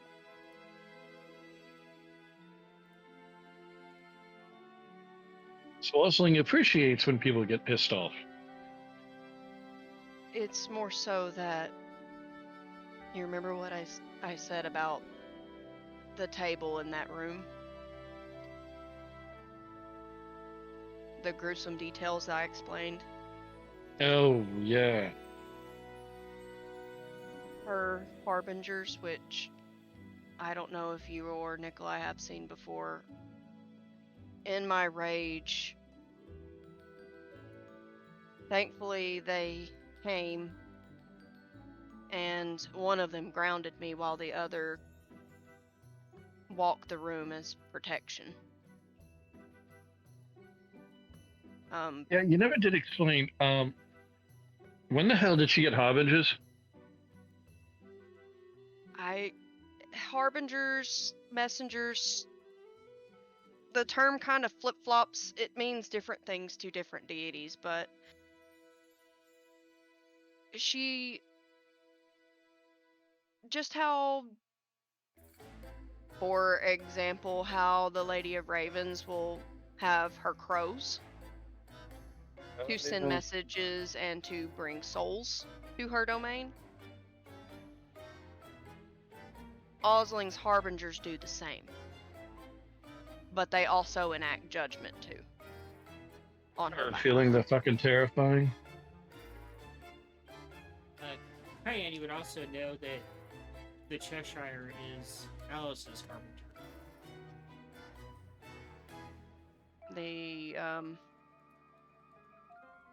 The lovely feline that you want to learn some magic from? That accompanies Alice is also just like Osling's harbingers too. Fuck, so I mean I'm not gonna be able to learn how he does his tricks. I'm sure you will be able to learn magic that is within the same degree. You might have to devote your everything to her manga if you wish to be able to do that. I am sure that you would be able to learn high enough level illusion magic to actually be able to do that. I've already got a few ideas. One is just it has to be concealed. Oh, never mind.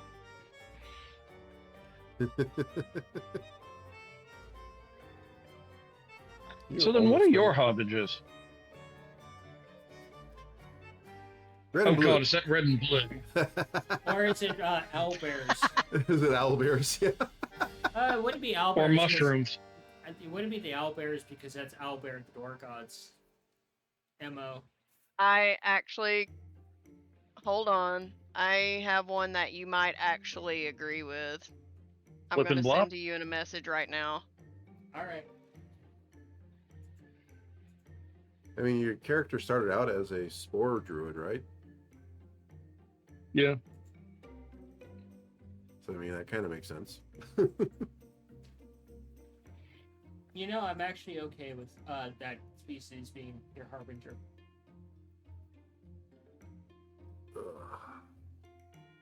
I will. Yeah, I'm good with that.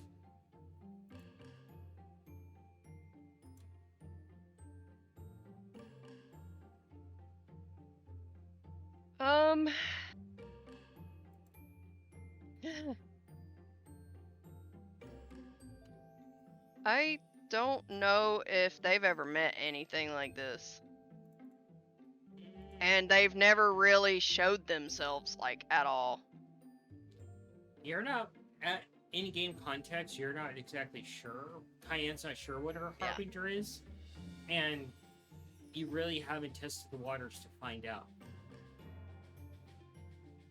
I'm not to the degree that Osling is. I know that I do have them. I haven't tested to that degree.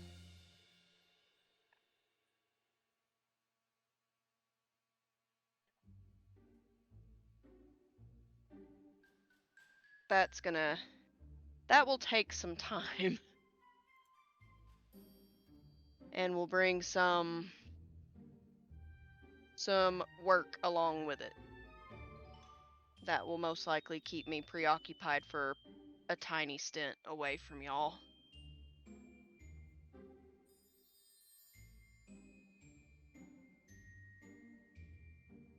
Yeah.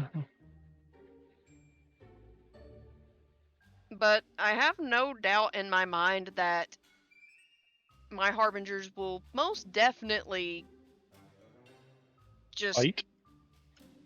well, yes, obviously, but it will literally say nature.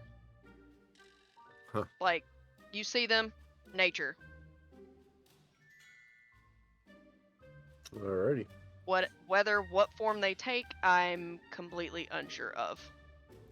I don't think Osling chose what form her harbingers were going to be.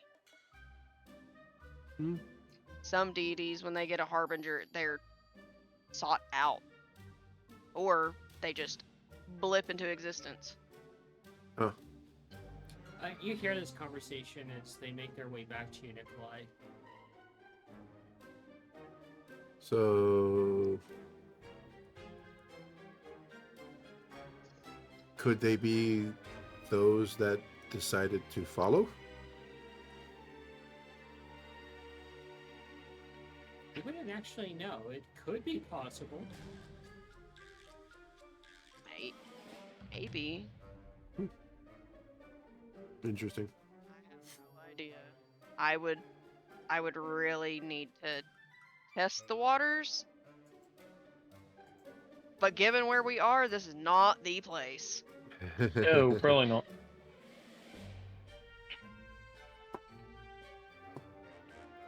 Mongo and Nikolai, you see the little basket of fruit that's surprisingly small. Yeah, take a little basket of fruit. That's funny.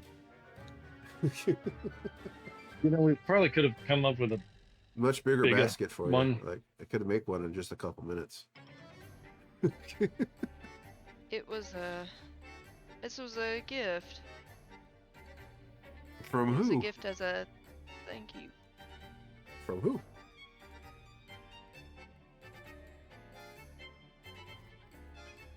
Some fae that I helped.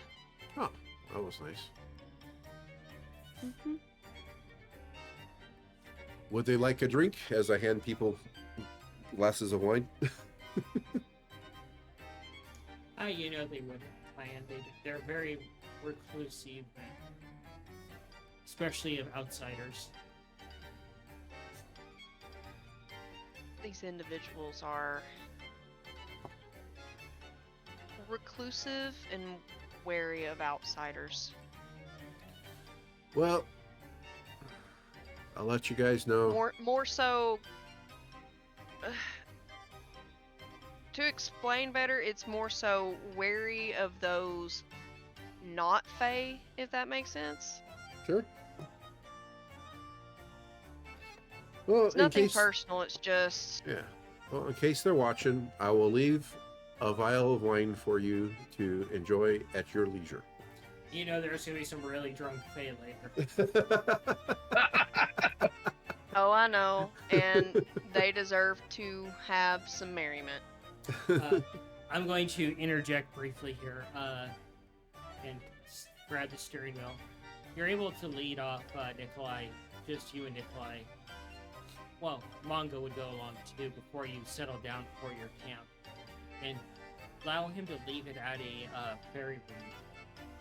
And you can explain, just like Alice did to you, the purpose of these rings and how sacred they are. Yeah. So just put it in the middle of the ring? Yes, it has to be something of importance to you. Well, yeah, I mean, well, from the words of my newfound friend, like, the fact that, you know, the imbibement of wine is an important social thing for people to engage in, I can appreciate how important this would be. So, You since were the one who made it. Well, yeah, I just You were made the it one who using my made magic. it, and But yeah, still, you made it. It's important to you. and okay. How much wine would I have left of the gallon that the alchemy jug produces? I'd say a quarter of it left. Okay, do I have a container large enough to pour all the rest of it in there for the day? I would say so. Okay. Well, to show the importance and the value, I will simply provide you, our fairy friends, with all of the wine I have left for the day. Mungo, do you leave anything behind? Yeah, better. But since somebody already left a drink, It's just wine. You can leave spirits. Oh my god. We leave the gift of booze! May your nights be smashed for weeks to come.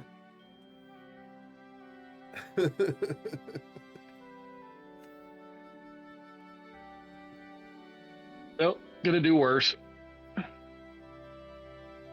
Look around, see what all they have. Like a list of berries and stuff like that. There are a lot of things that you don't understand what they are, but you recognize that's a berry, that's a fruit. Oh, that's a weird trinket. Oh, that's something else. More or less, drink making type stuff. There's really not a huge assortment of that. It's more like personalized trinkets and fruits and vegetables offerings. And now a giant thing of wine. Yeah, it's only a Fruits quarter and of a berries gallon. I can work with that. Only a quart.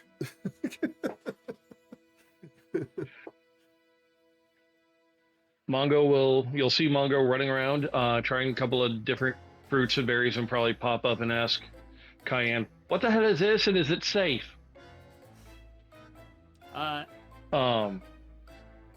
What am I looking at?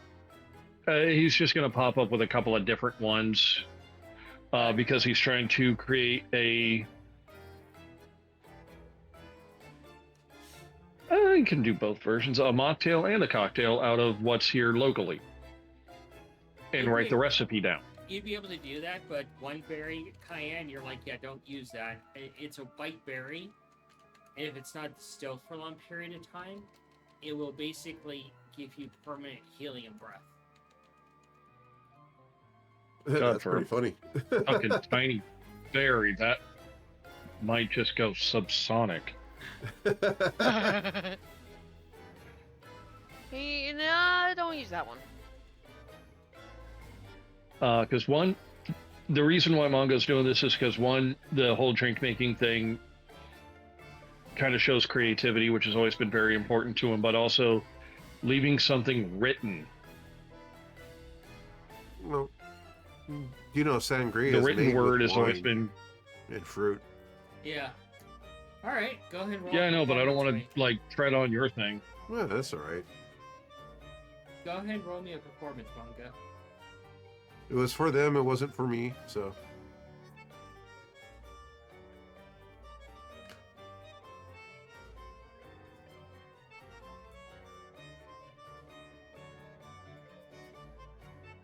Uh, 14.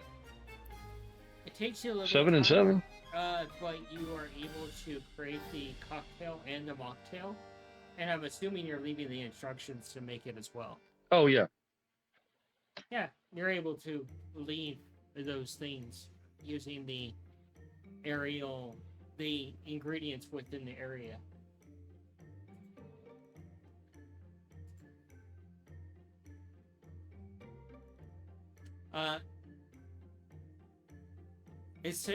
And you're able to gather, along with cayenne, you're able to gather some seeds from another berry that you find.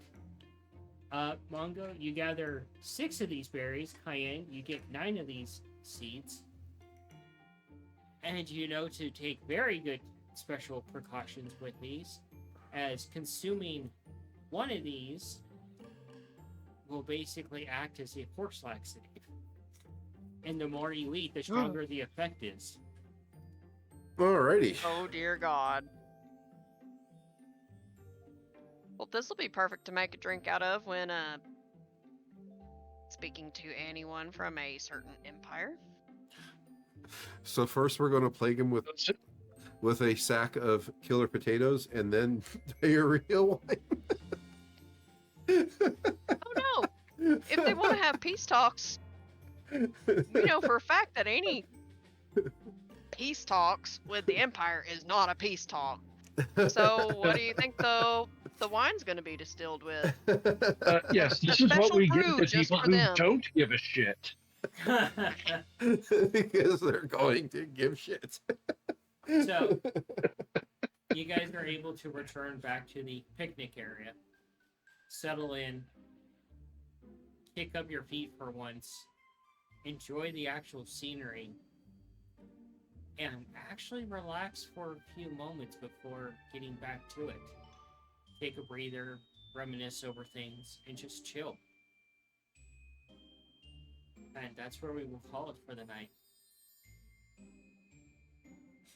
We'll start with you, Cayenne, since you're yawning. Favorite things from tonight?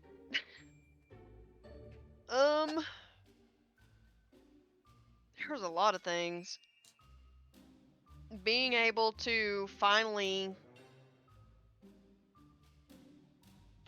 know if there was a way for Ithos to avoid what happened. Finally having an answer to that. Although the worm was creepy, it was wonderful getting to meet them. I now know that in this fucking place, I need to keep very close control of what words I use around certain creatures. Yeah. Finally getting the true name of that fae and never letting that name go. They'd have to bargain for that. Man, good luck.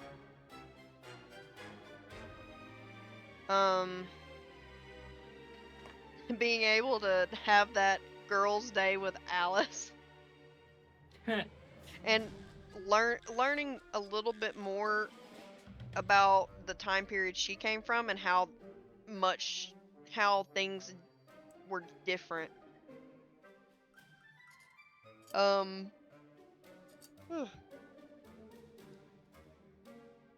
Being able to meet the Moon Mouse God, even though I didn't know how to make heads or tails of that fucking conversation because that made no sense in my brain. I'm used to Moon Mice being slightly unhinged, or better yet, no, the better word is slightly neurotic. Yeah, okay. Yeah. That's a better. I'm sorry, that's a better word to describe Moon Mice. They are varying degrees of being neurotic or Okay. catatonic. One of those two, just crazy to some degree, or just very silent and stoic. Minus being like Batman. Scab.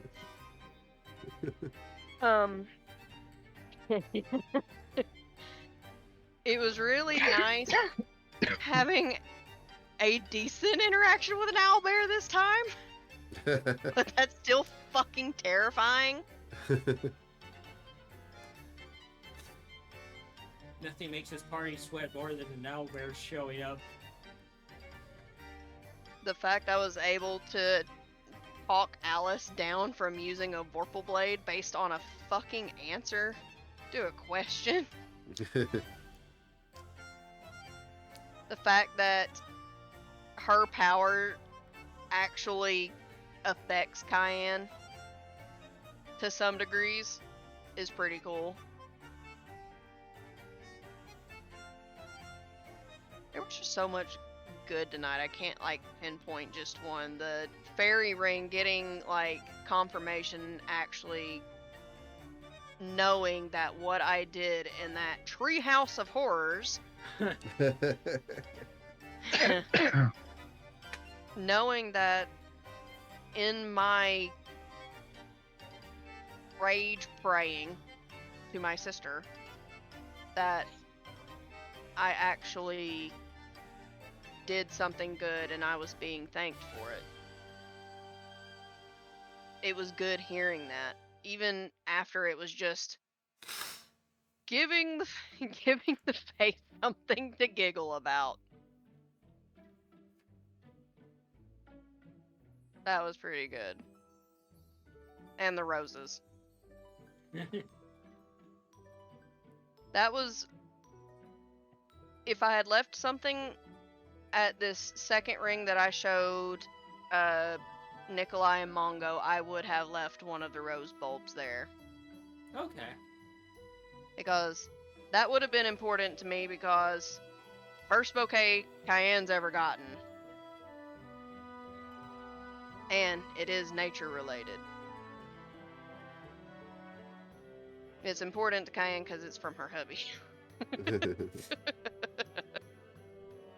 No matter where you are, Lumion's still showing he cares. Mm-hmm. What about you, Nikolai?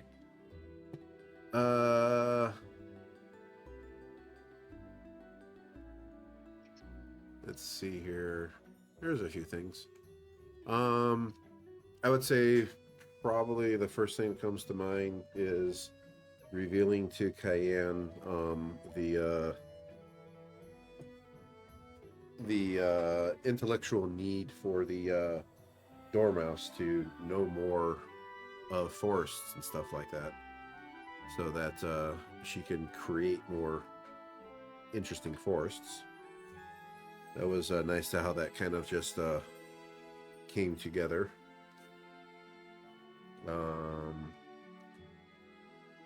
Even though it resulted in the loss of my machine at this time, meeting Atrax was pretty cool. And then, you know, having the downtime with the siblings to be able to relax and ruminate on the words of wisdom that Atrax tried to share. How to apply that, not quite sure, but at least it's a little bit of time in which Nikolai can think about that. That's about it. Top of my head. Mongo! Oh, this is a fun one. I fucking love 8-Track and Betamax. Those two are awesome.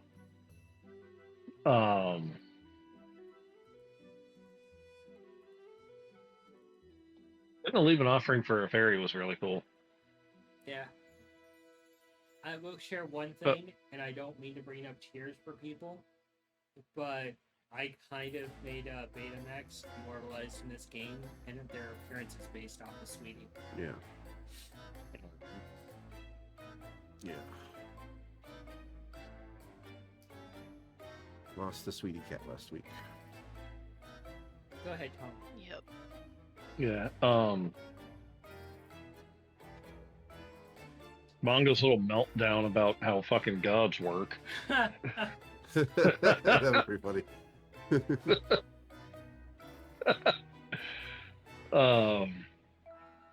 Figured out a little bit more about how gods work and their harbingers and all that fun shit. So it's just like, oh, good. Wait, Gosling has harbingers? He still has no idea what they are. Just that she does have harbingers, so it's just like, oh, good.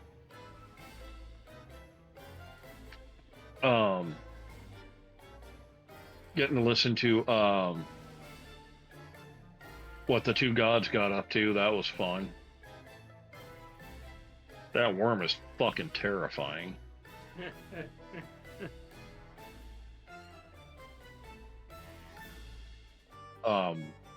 Getting to do a little alchemy with the Hatter, that was really fun. That fish part, everybody kind of figuring out what can be done with the fish. Oh, yeah. So that way, like, no part of it is going to waste. That was awesome. Yeah, that was pretty cool. But, yeah. What was some of yours? Getting to finally introduce the Moon Mouse God after months of tinkering with them, no pun intended.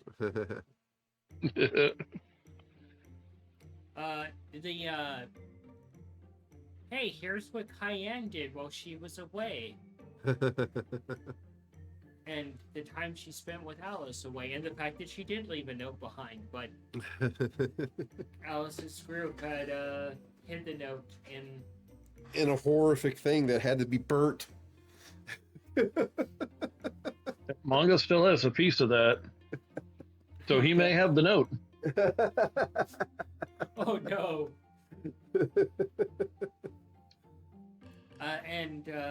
Yeah, the time away that Alice and Cayenne got to spend and what they got up to, and closing up a few loops there. And I know everybody was like, where's the worm? There's a worm in the story that smokes a pipe. The caterpillar. The caterpillar. And I finally introduced them, and everybody's like, put it back in the bag.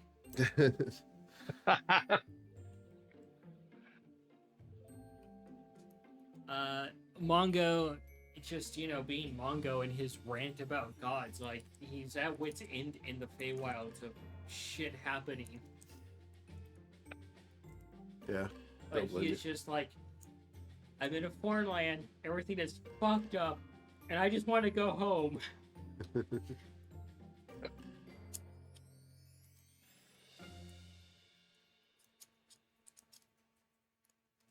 It was actually kind of cool to me that that Nikolai was able to get a little bit of validation on what he wants to ask the Sphinx. Yeah. It did. All the moments between the siblings were my favorites. Just you guys interacting and doing things together. The fish, talking about gods, picnic, figuring out questions to ask the Sphinx, and then the individual interactions with characters. Like everybody has said tonight and echoing it, there was a lot.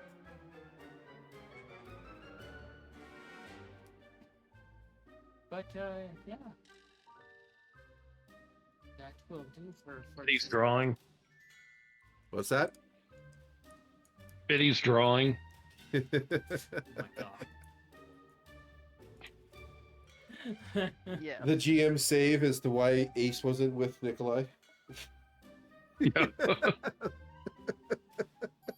Hey man, that's good save.